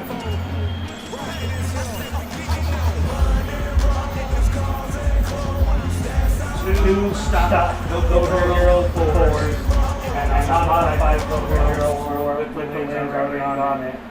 All three of those work, and then I have interchangeable lenses with that black magic camera. So all four of those will work. And I know they're working directly in the ATEM. So we have all cameras set up. They all have quarter turning mounts.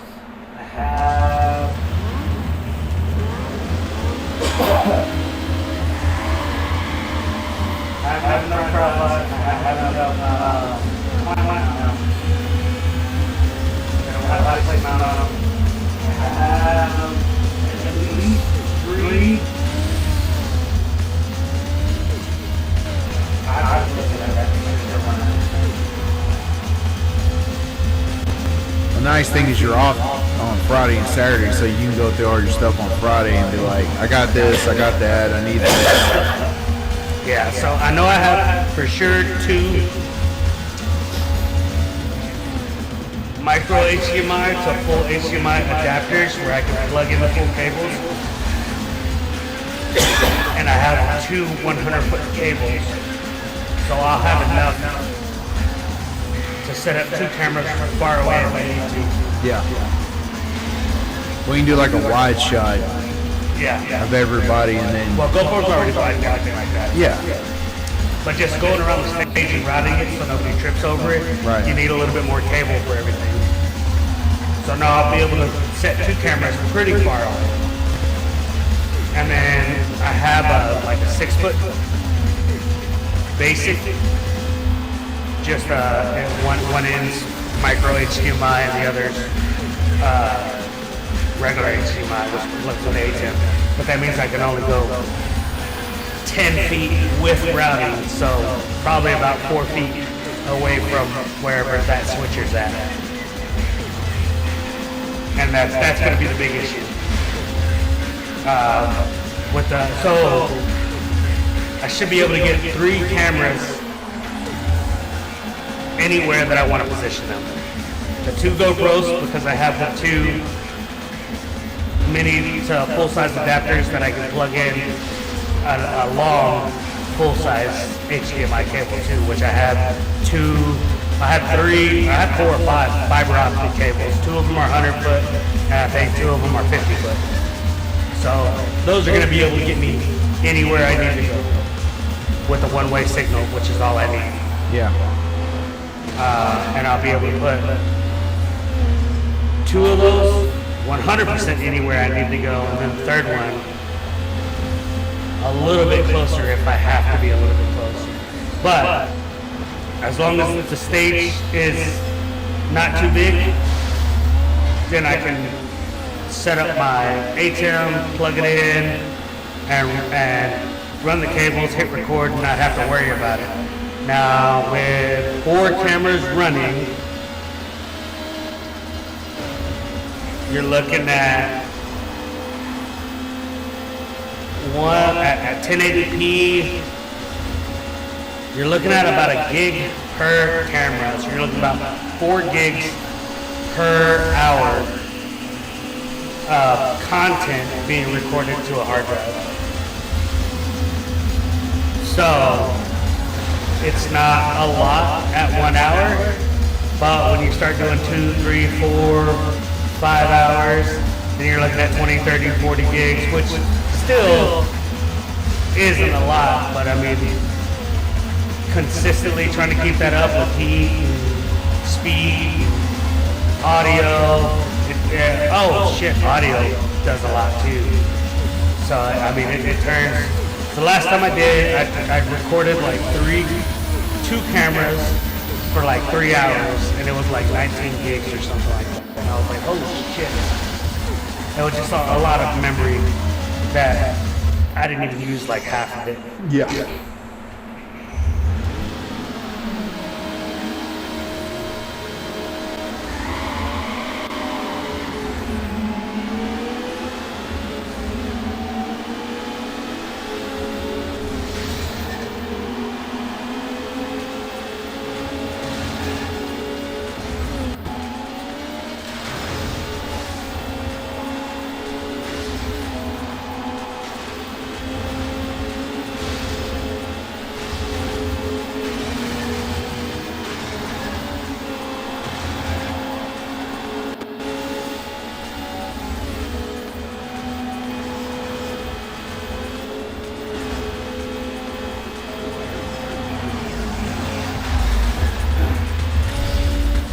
So I don't know what happened on TikTok, but it cut me off like 5 minutes ago.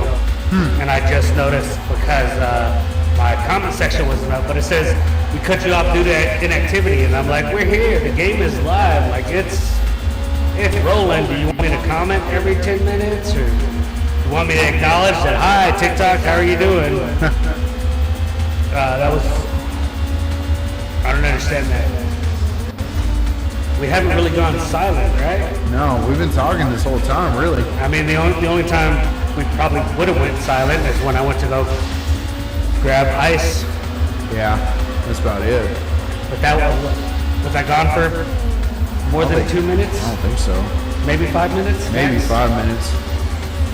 Your house is like, Right there.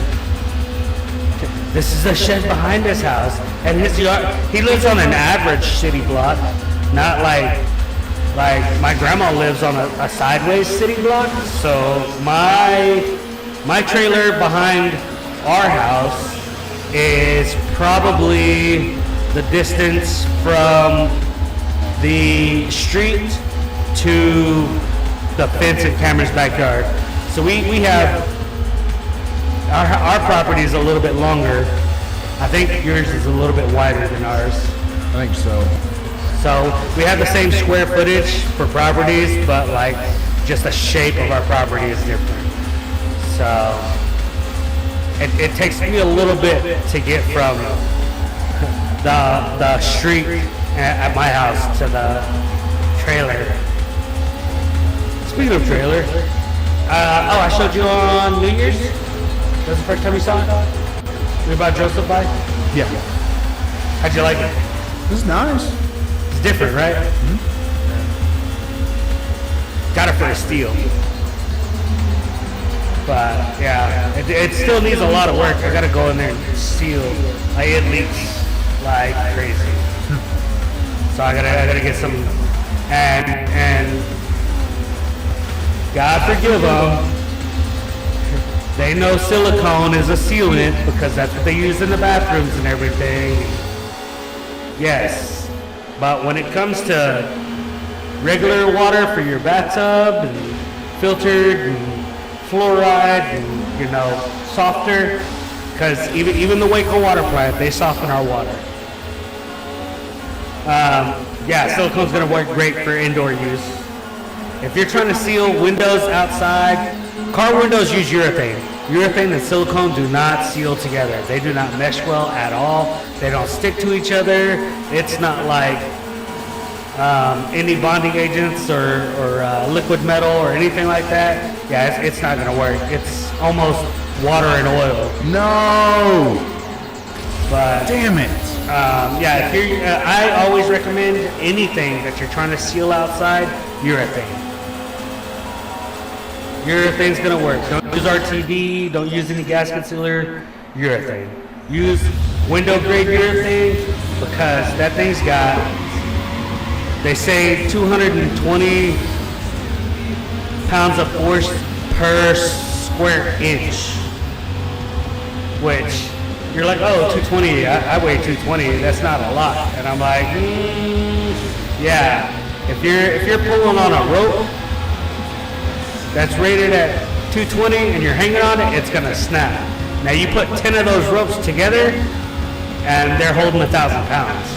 And so that's basically like what square inch means. If you got a bead of silicone running around a windshield, every inch on that windshield that the silicone touches is 220 pounds. So that's why that windshield is not breaking that bead or that seal. That's why you fly through the windshield and you don't just knock it out when you're not wearing your seatbelt.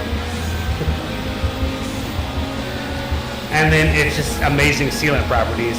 Like, you put it between two pieces of metal and you throw it down, like, it's not going nowhere. It's almost as good as a weld. In some cases, it's better than a weld because it allows some flex and movement if you need flex and less rigidity, like on brittle parts and stuff like that. But, yeah, urethane all the way. So I'm gonna buy a case of urethane off Amazon and just all the seams, putting it on there, throw some pop rivets in there, and calling it a day. And then the next project after that will be to throw insulation on the inside. And then, oh, look at that, you accidentally ran into a shortcut. Yeah, I did it on the last race. Which is a nice little shortcut because it gives me a little bit of a It advantage. is, hit it properly. Yeah. Which I don't think you hit it properly, but the accident made it right. It threw you into there perfectly. Yeah, that's what you want. Yeah.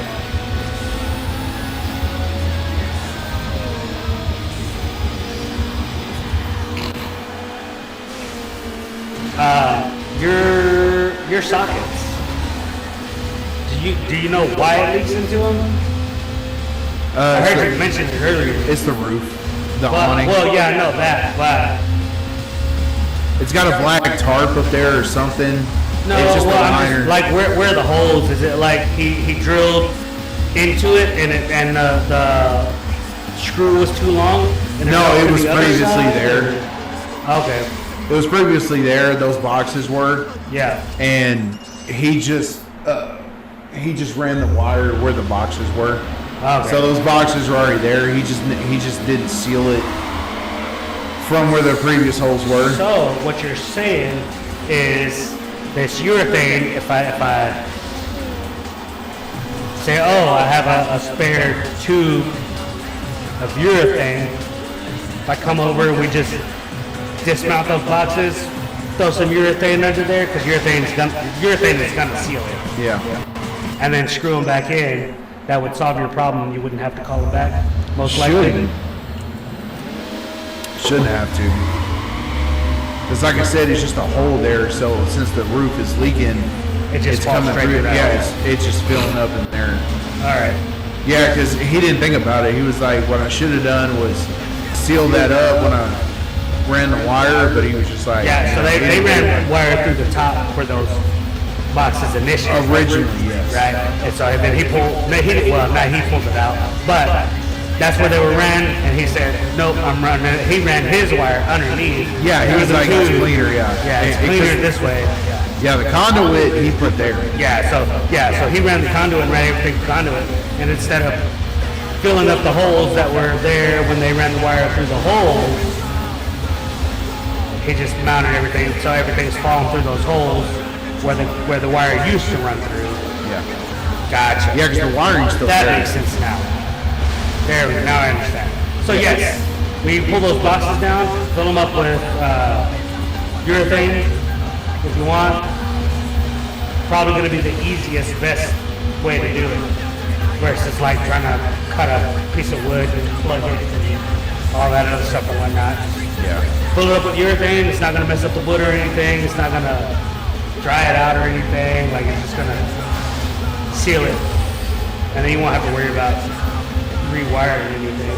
Yeah, honestly, you will probably need new sockets soon. Just because the way they're popping it, they're arcing and Oh, yeah. they're deteriorating everything in that socket with the water, with the wash. And that was the new socket you put in for him. Yeah, no, and he definitely should have. Definitely did the right thing. He just forgot or whatever. Not calling him a bad electrician or anything like that. It was an oversight that he didn't think was going to be a problem. Yeah, so he came back and tried to use, I had clear silicone and he put clear silicone in there, but the problem was it was still too wet Yeah. from when it originally leaked, so. Yeah, and urethane, you won't have that problem. Yeah. Whereas silicone, you do. So he was like, buy the plug and I'll rewire it for you. So he came by like one day and just rewired it. All right, well, a box of that urethane is like $30. So I need to buy me a box anyways because I need to seal up that travel trailer, or that trailer, not travel trailer, the car hauler that I bought. I need to seal it up anyways, and I'm gonna need to buy at least a box. So when I buy the box, it's still probably gonna take me a while to get to it.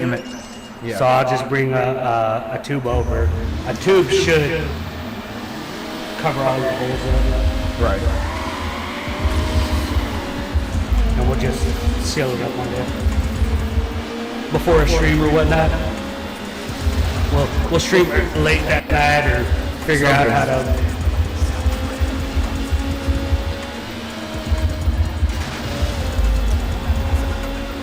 Yeah, I'll try to remember to download a copy of Windows 10 on a USB drive.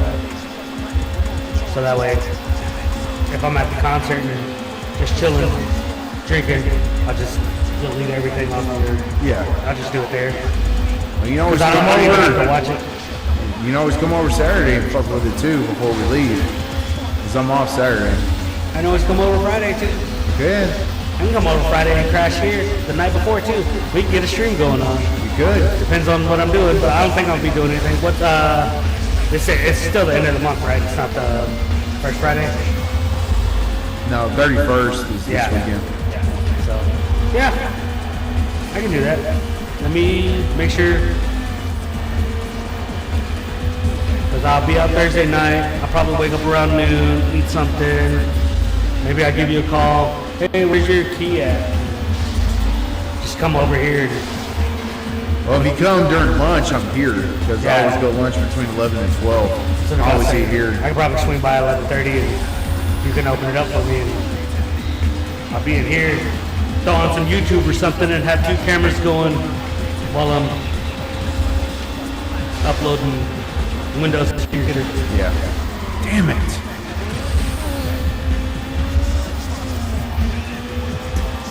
Possibility. I know I talked this big game. What's up, TikTok? I'm still here. I know you hear me. Don't forget about me. We're actually playing that song. Don't you Forget about me. I like the Pitch Perfect version. Don't you? Anna Kendrick. So hot. We're actually doing a Tiffany song too. Oh yeah? I think we're alone now. No shit. We're doing that song. It's gonna be a good concert. I believe it. Cameron's a great guitarist. And I think one day we'll figure out how I can learn from him. Yeah.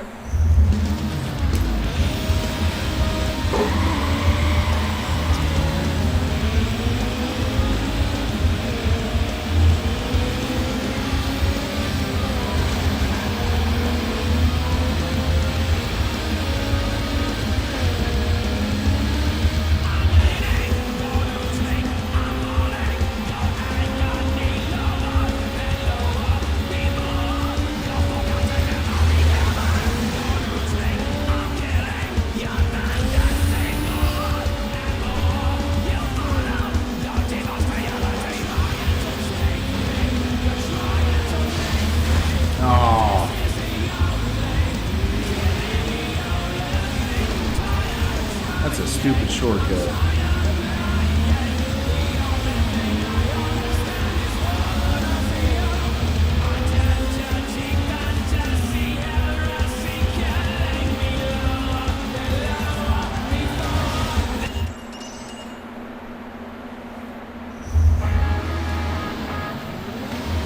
Now I was just trying to figure out how you can get clean sound on Saturday without it being like having to deal with.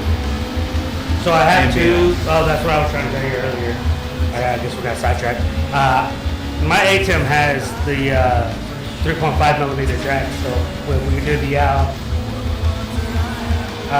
like this one has here, the left and the right. Yeah. Quarter jack to the 3.5. I can bring it in as so they have mic input and line input. I'll have to bring it as a line input because that's sending out a higher signal than a non-amplified microphone would. But it'll bring in pretty clean audio. Okay. Actually, like really clean. I mean, 3.5 millimeter is not balanced audio, but 3.5 from a balanced audio source is better than just microphone audio trying to pick up everything. So if you have spare outputs, I have cables, or we can just grab these cables too. Shit. Well, it has Honestly, we can grab both of them. Yeah. We can do yours and mine because I have 2 line inputs or 2 mic inputs or whatever. However you want to call it. I have 2 3.5 millimeter inputs, but that's all I have. Now, I have, because I do have the GoPros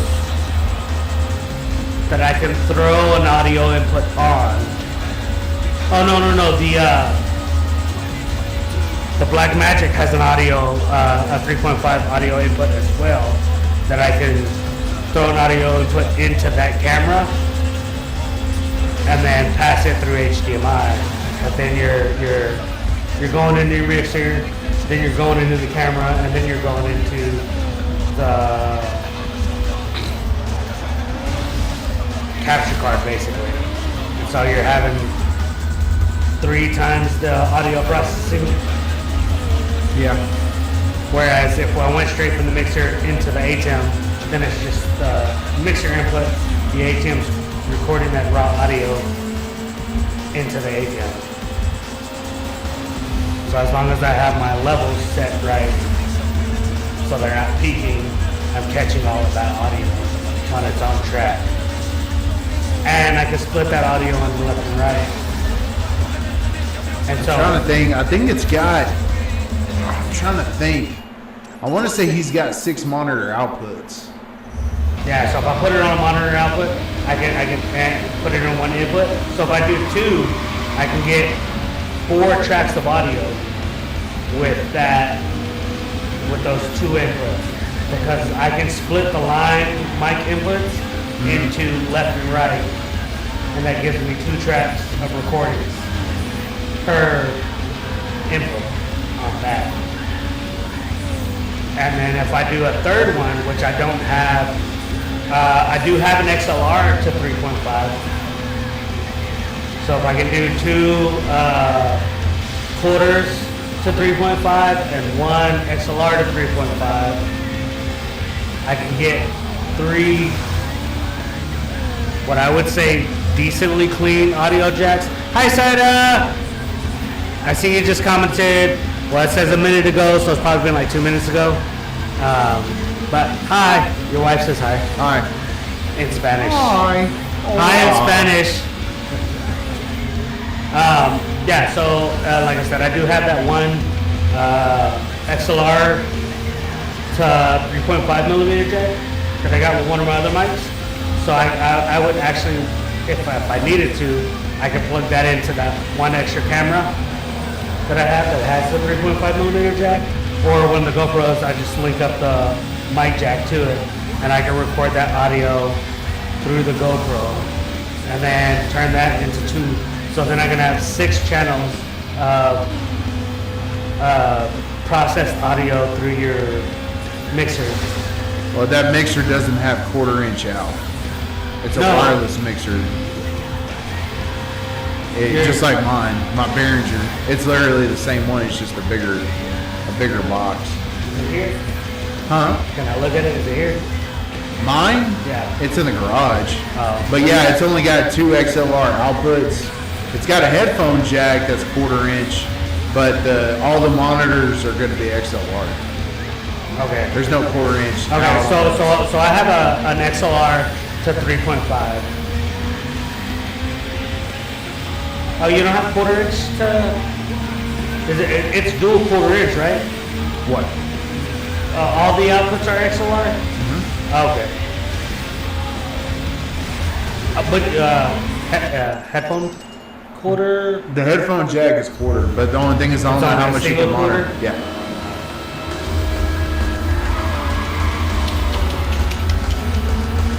You would have to go. No, I got it covered. I have my Harbinger mixer that I can take 1/4 in to it, and it's got XLR and dual 1/4 inch monitor out. So you'll only have to pull the one monitor out into my mixer, Yeah. and then I can send that out to whatever I need to send it out to. So then, like, it's processed through something else, but at least it's processed through another mixer. Yeah, because if you do monitor, that's what I'm saying. If you can go monitor out, then you can control all the different. And then I control everything on my mixer and make sure the audio sounds amazing on my end to what I'm sending it to. Damn it! And I have all that in a basket already, so I just take that basket with all my cameras in it, and then I don't have to carry a lot of extra equipment. I just do that basket in my bag with all my HDMI cables. Yeah, so whenever we set up the monitor out, you're gonna have to. I think you can get on your phone the mixer, and you just go to that channel, and then it's got all the faders for. I don't need any of that. I need the monitor out. Well, one, I'll need a cable to go from there to there because I don't think I have a long enough XLR cable to do that. So we may need one extra XLR cable. Which Well, I have a whole bunch of XLR I know you cables. have all of them, so we can just grab one off of wherever and do that. And then, as long as I get a solid level coming out, like just the volume level, I'll mix everything else before it goes into the ATEM. Well, no, but that's what I'm saying. I'm still like you're still gonna have to have the faders and everything from that mixer because you're gonna have to maybe turn something up or turn something down so it's not overpowering going into your mixer, if that makes sense. Well, the monitor's gonna be the same level that you're sending out to the crowd and everything, right? No, it's gonna be different. It sends different signals out to the monitor versus your speakers. Live sound, yeah. Live sound is completely different. So monitor is gonna be like. I figured you wanted all the same. I figured monitor was like just a level sound. No, across so the board. So you have the overall volume for everybody. Yeah. But then you have individual channels for vocal mic, for guitar, for bass drum, for toms, for overhead, for bass guitar. So you're gonna have to get you a balanced sound out of all of that, so one's not overpowering the other, and then from there I thought that was an overall monitor that's like what you send to your speakers. Okay. it's gonna be you're gonna have to go in there and adjust. Because I know like not you quotation marks, you as a person, like if you're the guitarist and not a vocalist, you don't want to hear everybody else's equipment. You want to make sure your guitar sounds good, right? So yes, you will hear other people's equipment, but you're going to turn all of their volumes down, but you just want to make sure you're playing the right keys and instruments, right? Yeah, that's monitor, yes. Okay. So my guitar is going to be, of course, louder than everybody else so I can hear it.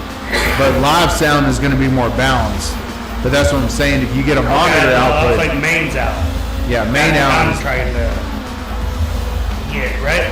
Yeah, and you're not going to be able to because the only thing you're going to have. The mains out are going to the speakers. Yeah. So that's what I'm saying. You can do a monitor out. No, your speakers have pass-throughs, right? I don't know what he's already passing through another speaker, so I don't know how much boost you're going to have coming out of it. I don't need the boost because my mixer has gain and everything on it. Yeah. I just need the signal. You can try it. But you daisy chain all your speakers, right? Not daisy chain, but it's like because you go through the sub first, and then you have a full range, like coming out of the sub going in. Outs? Yeah. Okay. It's got two on his 18-inch subs. He's got two full range outs and then two high pass outs. So you could come out of one of those with the full range and get everything. But he's using those full ranges, right? No, he's not going to be using all of them. He's only going to be using one full range and one high pass. Oh, well, let's see. There we go. I just get one of those full ranges off that sub. That'll give me everything, right? All the mics, full range, that's 100% full range out of the mixer going to that sub, and the sub is breaking it down and everything else. and sending it out to all the speakers, right? Well, Not all the speakers, but yeah, you're but left and obviously, right. like Yeah. full range, like that's full range, right? Yeah, so it's gonna be your highs, mids, and lows, and everything. Yeah. So I can essentially pass out of that and then control what I need to control with frequencies and stuff. Of course, I'm not going to be able to cut out anybody's mic or anything like that. Whatever you have it set up to go to the crowd is what I'm going to hear. Yeah. So if you're low to the crowd or high to the crowd, overpowering stuff, Yeah, you're gonna hear it. that's what you're going to... I heard something.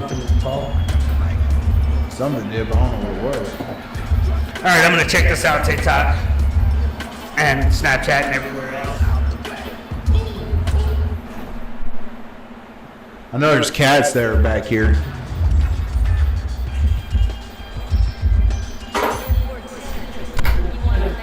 In case your wife decides to lie in here. Yeah, I know, right? Just to be funny, we're trying to leave and she's like, I passed out because I didn't get it.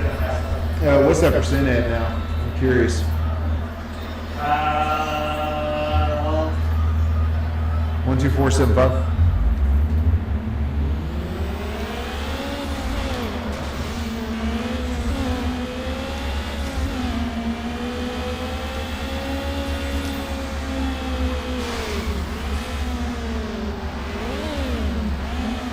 It's 36 complete. Oh, sure. But it's going way quicker now. It's been about 3 hours.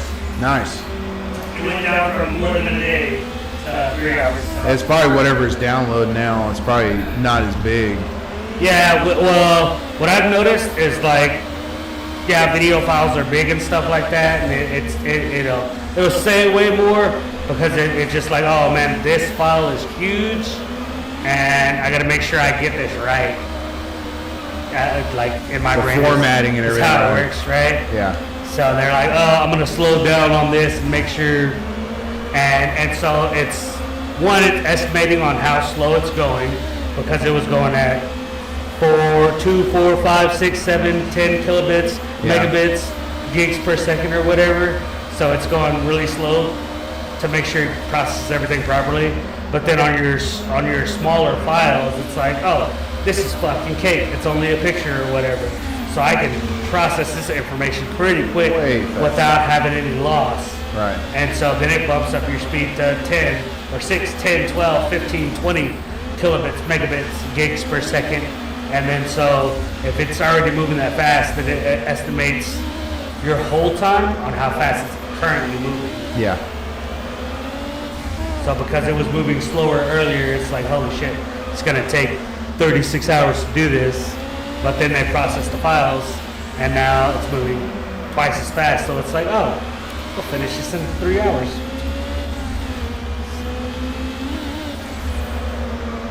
No.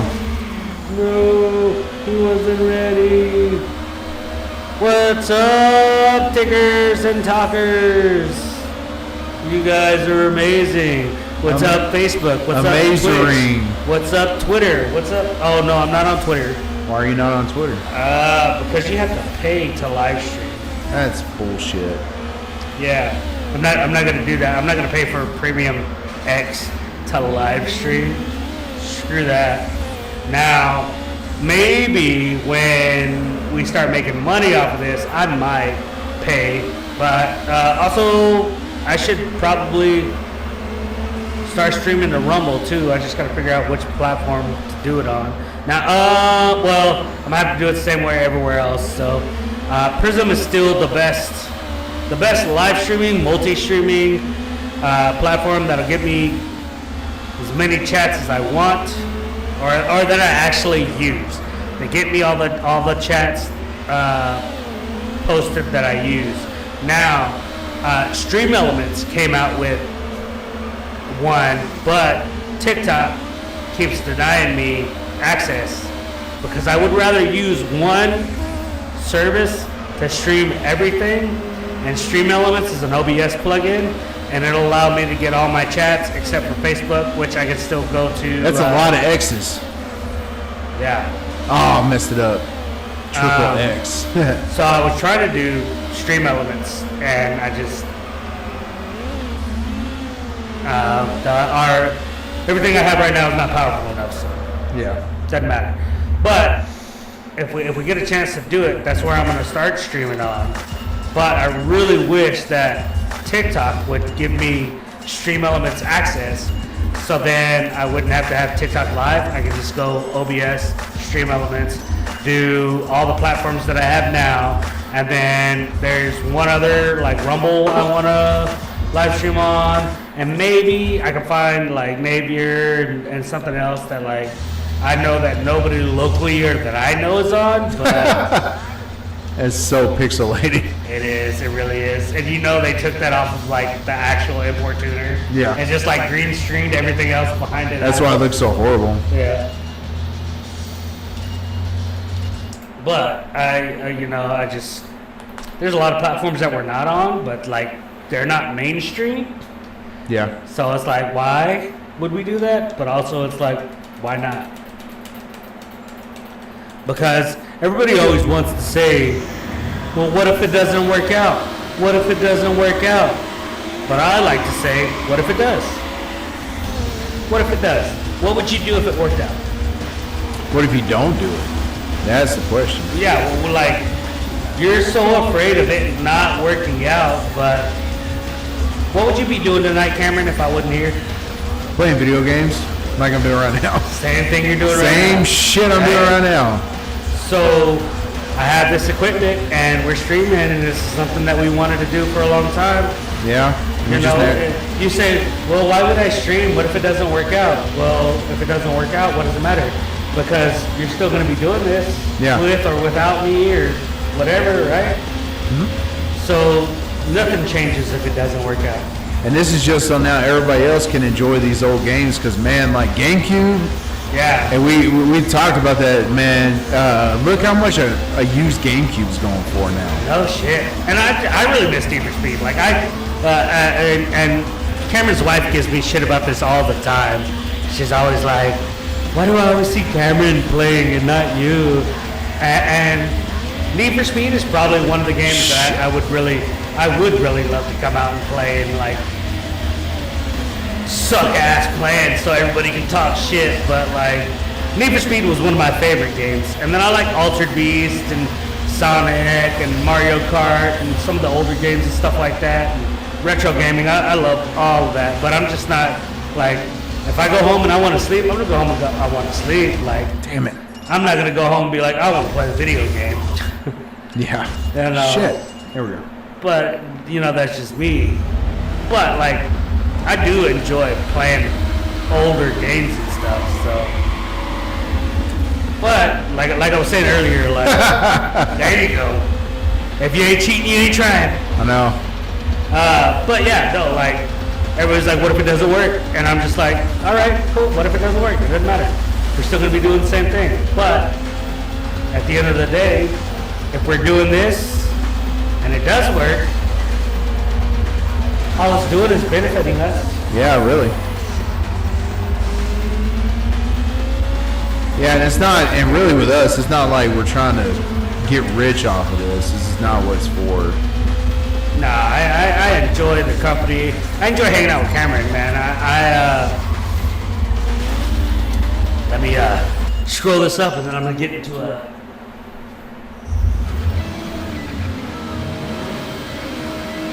Yeah, because like I said, like I'm always about old friends hanging out and everything. It's just you just don't get to see everybody all the time. So, damn it. That's exactly what I'm about to get into a rent.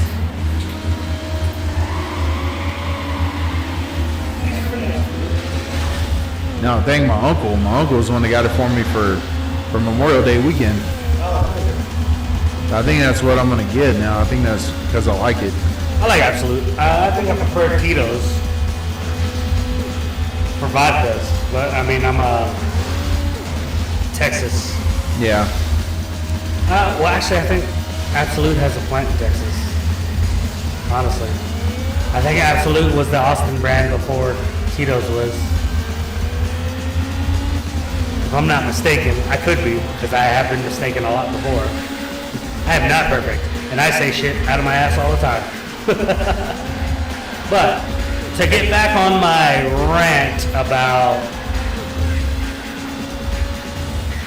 enjoying coming over here and loving the opportunity that Cameron gives me with all of his game consoles and his massive collection of games and knowledge of basketball and sports and our conversations that we have, even though to some people they may seem meaningless, but to me, and I would hope and I think that to him, that even though they're just conversations to essentially pass time, they're knowledge exchanging and fun. Sometimes you just want to talk to people to talk to them. Sometimes you just reminisce on wrestling. I think that's some of our funnest conversations are wrestling and pop culture. Yeah. That's what I was trying to say earlier. I saw it was about the SummerSlam photo that I posted up. I saw the comments on it because it was one of the first times that I posted up that photo, and I had got that photo from Sida because I had kept trying to find it forever, and I was like, who has the SummerSlam photo from our this and that, blah, blah, blah. And Sida was like, I got it saved. And she has like now I have 3 versions. Yeah. But she had 3 versions saved of it.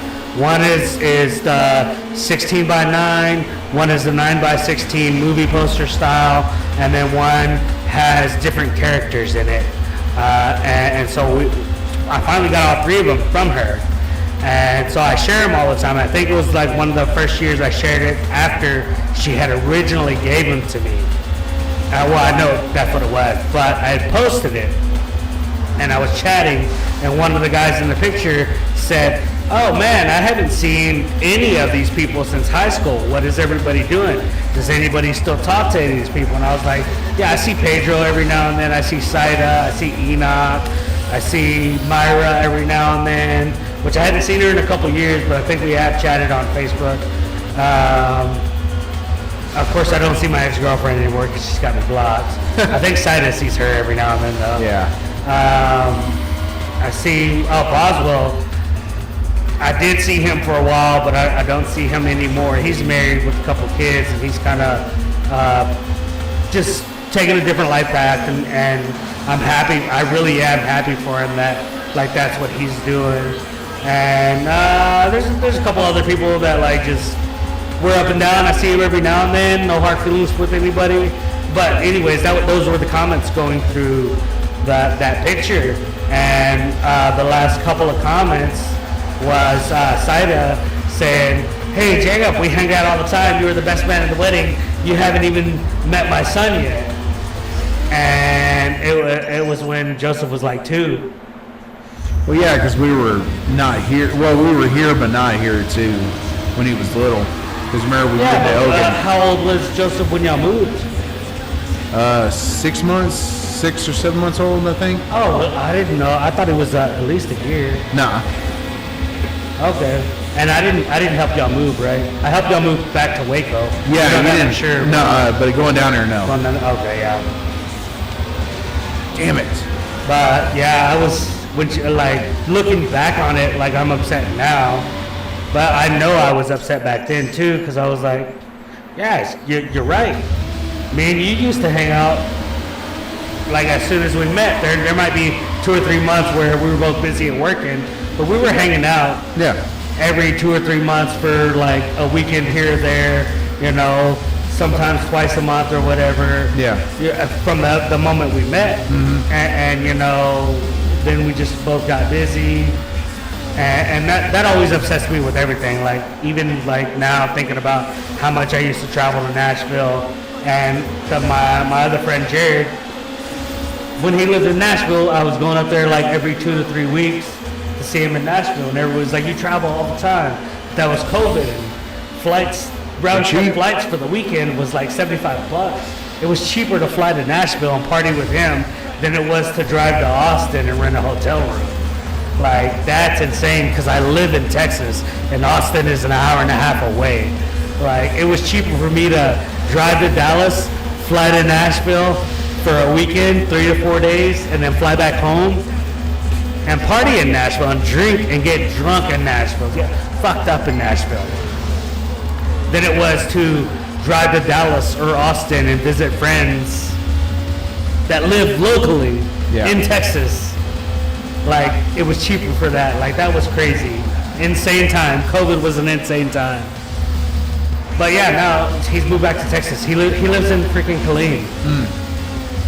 Hewitt area, or Killeen Temple area. And I've seen him once since he's moved back to Texas. And he moved back to his house, his old house in Pflugerville. So he was further away. He moved back to Austin area for 6 months. And I saw him twice since he moved back from Nashville in the Austin area. And now he's got a house with like 20 acres in Temple Killeen area, which Austin, Pflugerville area is like an hour and 10, hour and 20 minutes.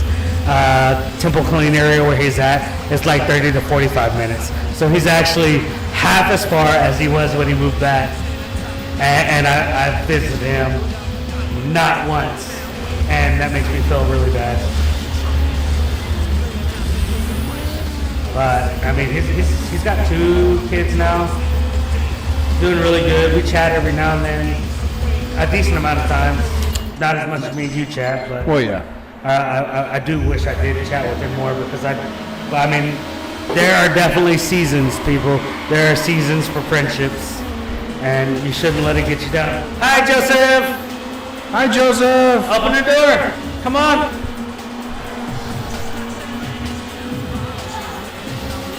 Hi. Where's your mom at? Oh, there she is. Want to come sit down? All right, come on. Yes, Move your clothes. dude. Sit down.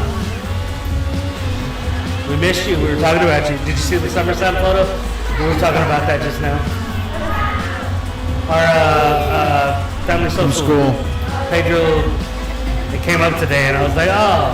Every time I see it, last time I talked to Pedro, I was like, I share that photo all the time. And Pedro said, that was my greatest piece of work. And like, honestly, with the technology we had back then and how good that photo looked. And then also, like, me and Cameron talk about wrestling all the time. And I'm like, I don't see the promotions and the publicity in wrestling like we had during that era of wrestling, the Attitude Era. Like, nothing's that wild. And I was like, the fact that Major Connor and First Sergeant Hart like allowed that to happen with like the way that scene is projecting with the sausages and everything, I'm like, that's insane. Oh, it was a different time. But yeah, no, that photo is artwork, and if my platform grows, I'm like, bro, this is something that would never fly today, ever, anywhere. Like, even in the WWE, but like, Without getting it banned. and there were flyers. I remember, like, there were like movie poster flyers that were out there.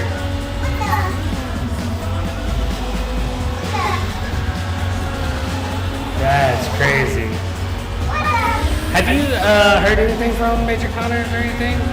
I talked to First Sergeant Hart 2 or 3 years ago, and he said Major Connor's back in Texas. And that's like the last that I heard. But I hadn't heard from anything. I don't think so.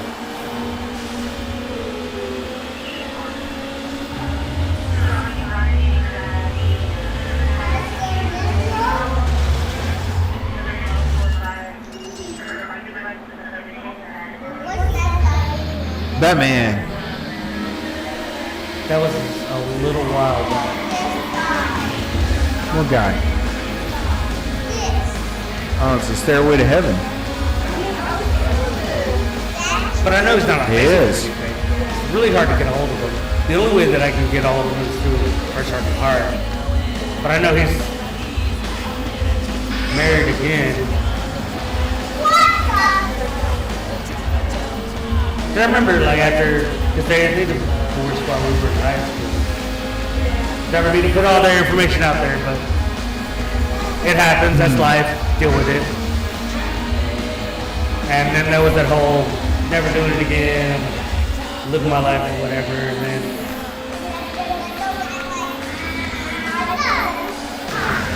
I always enjoyed Fresh Art Arts Company. It was pretty cool. I do miss Major Connors, like I said.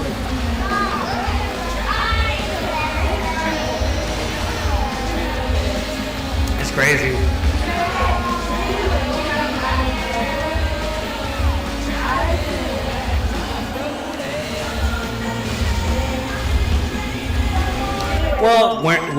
So when I met you, Oh no. this okay. So this is what I remember.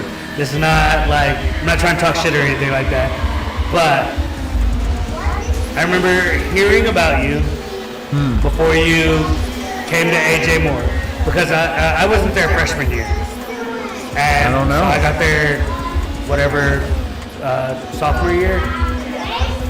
So yeah, Waco High, and then sophomore year I get to AJ Moore.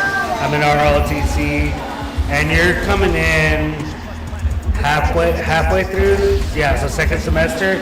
But they were just like, oh, so I just coming back from. I don't remember if it's Cesar Chavez or alternative or whatever the combination of it was. Okay, so in my knowledge at the time, my opinion or whatever, challenge and alternative were the same thing to me. Yes, they were different campuses, but they were both alternative schools for troubled kids who got in trouble at school and couldn't go to a regular school. So they had to go basically serve jail time at challenge, alternative, or the more harsh one was JDC, Juvenile Detention Center, right? For content or whatever, they can't see you. But challenge and alternative, are they essentially the same thing? Are they not the same thing? Are there different cases that they go through? Is it like one goes for these punishments and the other one goes for other punishments? So what are the levels of punishment for like basic? You don't have to like describe them completely. So alternative is just misbehaving, and then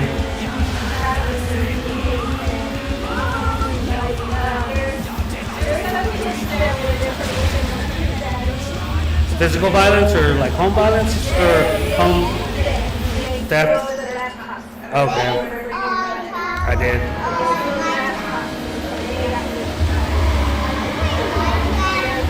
No, I'm not playing Minecraft. Okay, so challenge is for misdemeanors alternatives for misdemeanors, and challenge is for felony based.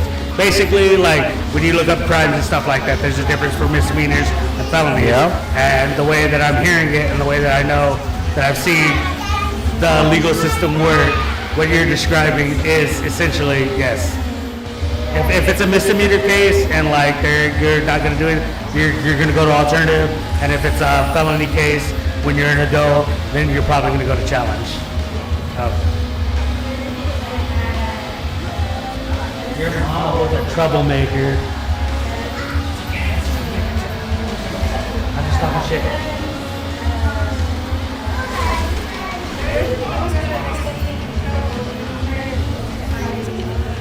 This turns out.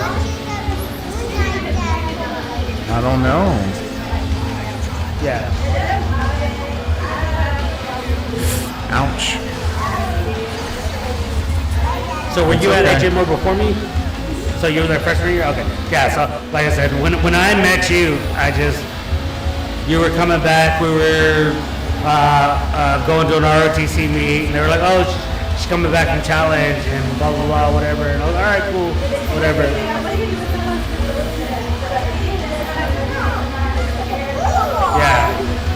Yeah. Well, I mean, that's how much I took care of me. Like, I like. Not the blue It's one. crazy because like the stories that I'll tell about my life, and even you being a part of some of those stories, like if you actually look back on it, some of our stories are crazy. Like our parties, house parties, anything that we've done, getting away from police, if we've ever been in those situations. I talk about, of course, Memorial Day, everything came around, Johnny, and all the situations that I had with him. But also because I go to the funeral and I see Otto's grave, and I think about that night, the night before, being at Kane's house and seeing Otto and Pedro and Jables and everybody there, and then the next day, and then the next day, just like. Yeah, I remember Enoch and Otto, and they had Otto, of course, Hispanic families, big families, and went to school with Pedro and Enoch, didn't go to school with Otto, Jables, and everybody else, and stuff like that, and I saw them all, but it was Enoch and Otto. Enoch was driving Otto. And they're telling me bye, and I'm like, Jables? Because Lamech didn't have his hair at the time. And I hadn't seen Jables in forever. And I was like, okay, well, this is either Otto or Jables, because Lamech, I don't remember where Lamech was, but he wasn't there at the time. And I was like, Jables? And he was like, oh, you remember Jables, but you don't remember me. And Otto was telling me, I was like, I knew it was you, but I said Jables, and then he was like, all right, I'll see you later, and then everything happened, and it was also a drill weekend, so I was out there in the Marine Corps with Javier Rangel, and Javi came in and he was like, hey, I know you were out partying with them last night, this weekend, whatever, graduation. Oh no, yeah. So graduation party was like Friday. I went to that party after showing up for drill because we got off, and I went to the party. And then Saturday, because it was a 3-day weekend, Friday, Saturday, Sunday. So then Saturday went back to report, and Javi showed up. Javi wasn't at the party, but he was talking with Eric and. Is his younger brother, Eric Nahara, the youngest Nahara, Caesar. Javi was talking to Caesar, but Caesar was there. And Javi comes in, and he was like, hey, I know you were out with all of them last night. Yeah. This is what happened. Or this I don't know. Scenario. I wasn't there, I don't know exactly everything that happened. That's what Javi's saying, but he's like, doesn't look good, blah, blah, blah. And then my direct NCO is a firefighter for Waco. And he wasn't at the unit Saturday. He was there Friday, and Saturday he had to work his shift, and so he was already coming in late. Because firefighters work their 24-hour shift. But he's NCO, Marine Corps, whatever. He's already worked it out, told everybody drill weekend, fell on his schedule, he couldn't break out of anything, and so he's actually at the lake with the divers and everything, and he ends this 24-hour shift at 9, 10 o'clock or whatever, and then he shows up to drill, and that's how he's got it all scheduled out. And so he shows up at 10, and well, he knows I'm a Waco local, he knows I go to school with AJ Moore, he sees on my Facebook that I'm friends with some of these people when everybody's looking at me. He sees Javier. Javier's not under him. Javier's also only been at the unit for like 6 months, so doesn't really know everybody. But anyways, my direct NCO, that was they had found Otto 30 minutes before he had to leave. You see my boo-boo? To clock out for his shift, so they already okay. Thank you. Processing everything. So we get there, and I guess somebody already told him that, like, Saturday morning. And the reason I know that, like, that's just burned in my head because my buddy's a firefighter. And it takes, when somebody drowns in a non-salty body of water, it takes 24 hours for that body to bloat, and then another up to 5 hours, I think. Don't quote me on this, I'm not 100% sure. But it takes over 24 hours for that body to bloat and float. And that's what they call it.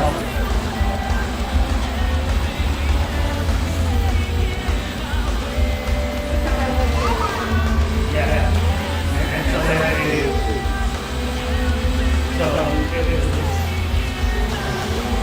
it's found before. Yes, baby. They're guitar players.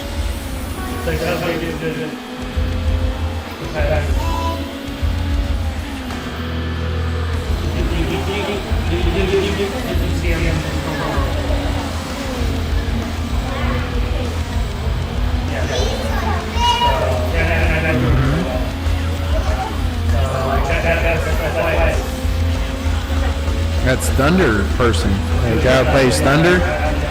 That's the band.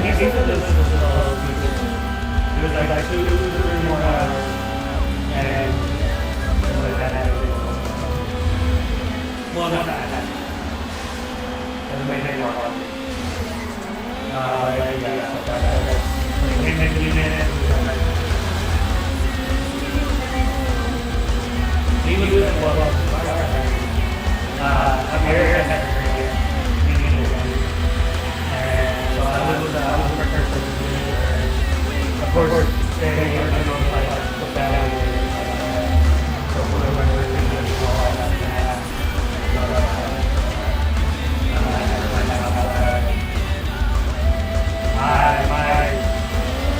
You getting tired?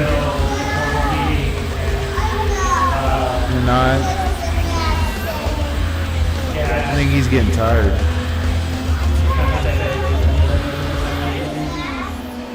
Oh, okay.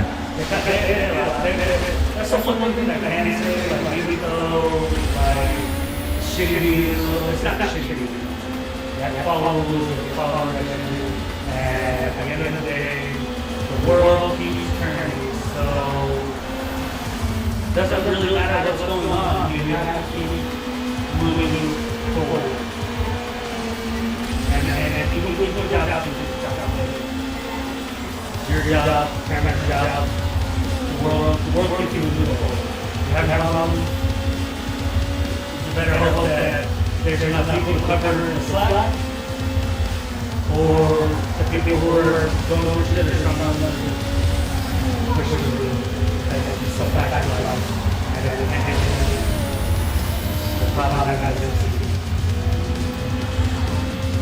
Oh, finally.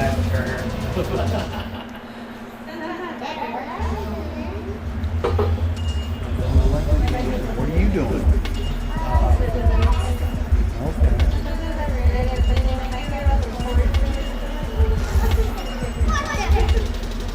Hey, why is there a countdown on your thing?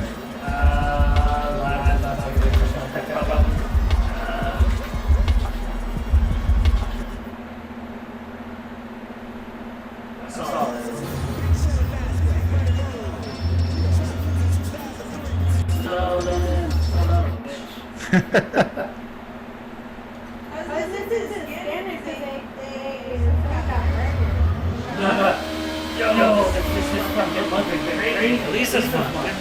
East Waco is like 14 shootouts in like last month, in like a week.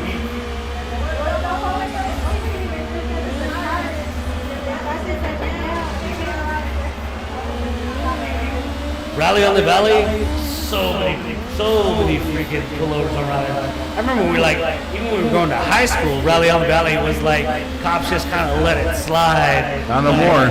You do a stoplight to stoplight, and, you know, they'll allow you to exhibition of power or race or whatnot. Not anymore, no, you're on Rally on Valley, and they see you circling around too many times, they're gonna pull you over. Like, you don't even have to speed or anything. They just say, oh, I saw you turn at Fuddruckers 4 times in the last hour. What are you doing? Let me check your car.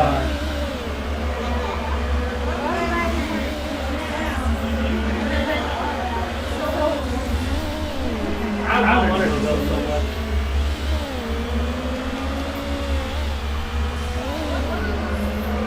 I don't know. I think that's that. What was that? So it's like Netflix. They say, are you still watching? And they want you to access your computer. They want you to. Are you still watching YouTube? I like your hair. I want to have you grow your hair out. Have y'all got it this morning? That's what I thought. When's the last time you cut it? Probably when he was 2. He's been growing it for 2 years.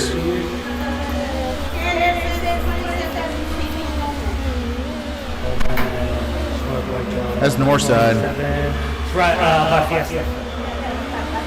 Yeah. Was 2 blocks away, 3 blocks away?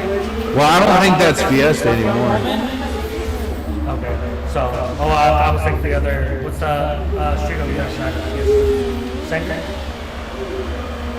Boston. Bosque and Holman. Okay. I was thinking Boston. And she's on 25th. Well, no, she's with her parents now. They moved out? Yeah, they moved out When did they move out? a couple months ago. That's the last Can time. you? It was whenever y'all got married. She said that all of them after the break.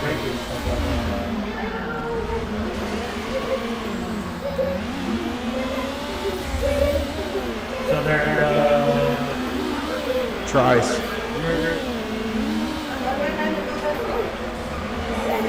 next to the Family worship. Family worship. Yeah. Yeah, that's where the house is. What do you mean the old house? They're renting it. They're renting to 3 guys. Yeah. Yeah, her dad rents out the rooms. After they moved to, because I thought they were still living there before. Yeah, they haven't lived in 20 on.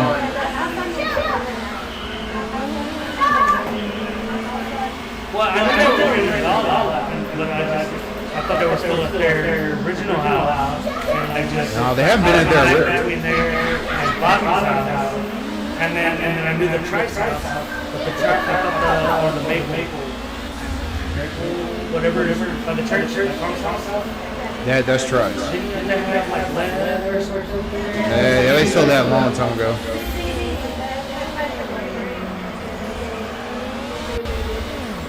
Maybe I just need to talk to them. Yeah, because they haven't lived at the So last time you 25th. told me about it, I was like, okay. You were telling me that they had to move out of that house because they had that issues. Well, yeah, because they got it approved. Yeah, and then a lot of people have heard people, well, not her people, but like her issues there where people coming in and thinking that they need to do whatever they want. And so I thought that's how your parents moved in over there. So they could just basically security on it. No, they were gonna remodel it. Yeah, they're gonna remodel it. Yeah, but the problem is they had to get out of Trice before they wanted to, so they were screwed. They were stuck between 2 houses that weren't really livable, so they had to hurry up and fix up Holman before they wanted to.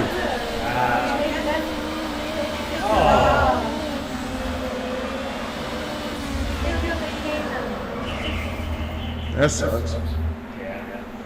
That's like a German Shepherd Akita mix. It's definitely a Shepherd mix.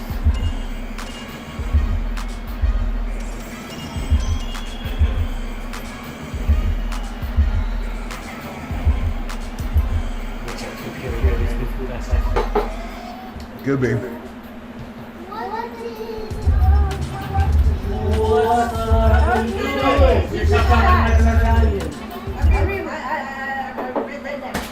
Oh.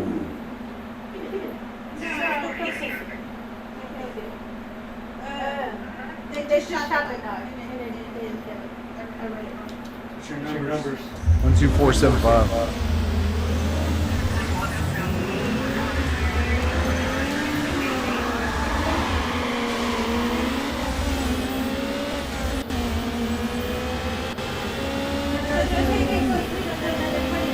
Hour and 15 minutes.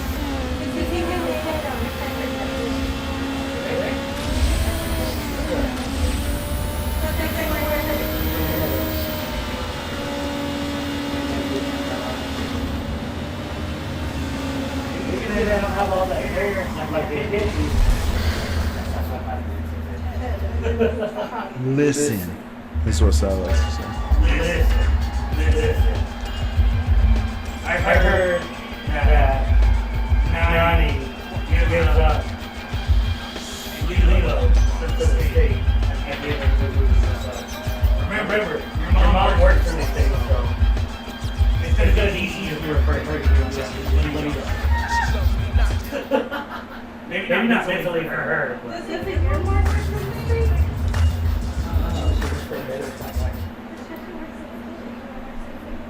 No, she used to work for like Penny Classics. That's what small girl was.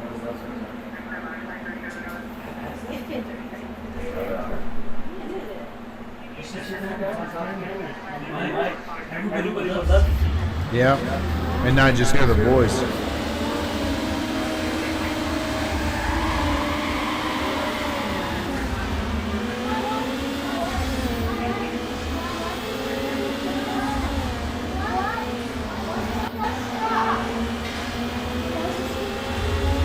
He's gonna keep asking questions, you know that, right?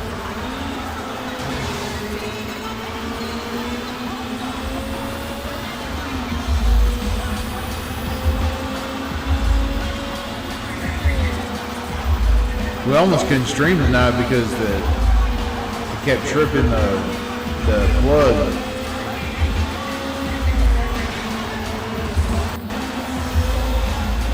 And now both plugs are leaking now. Well, both of them have water in it.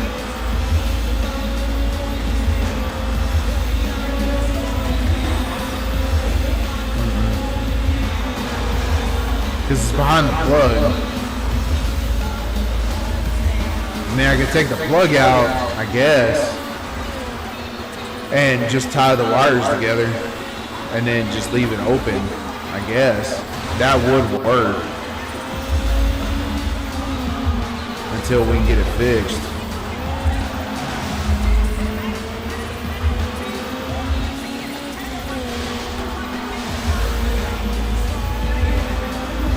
All right, what time is it? It's already 11?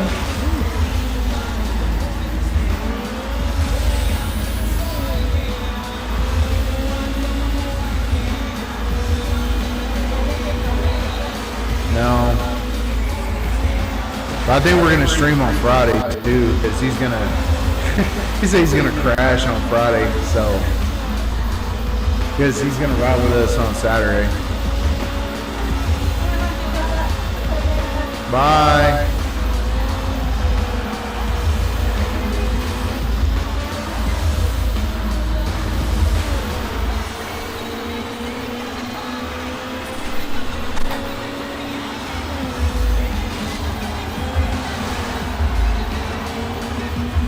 I shouldn't have to do this track all the time.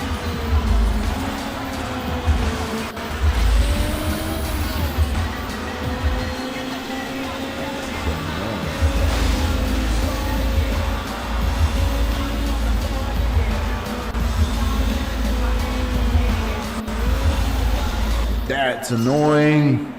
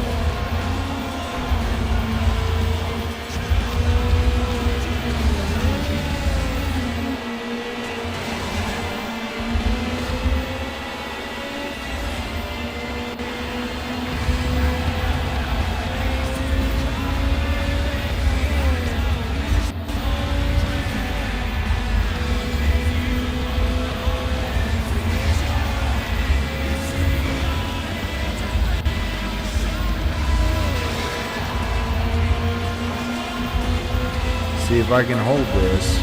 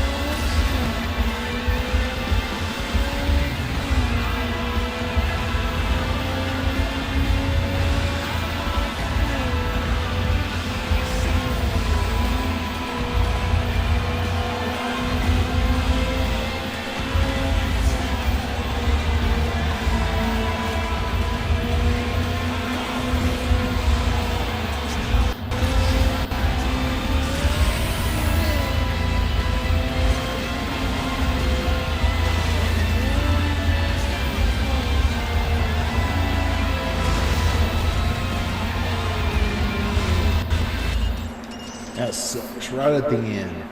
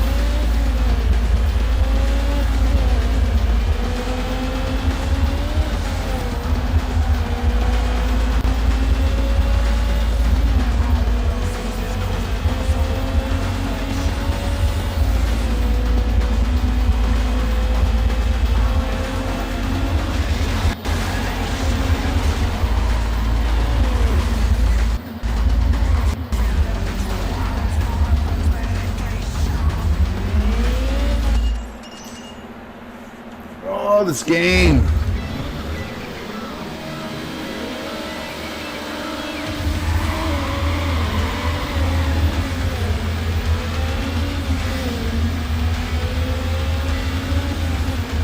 These later levels, you gotta have like a freaking clean run or you ain't gonna do it.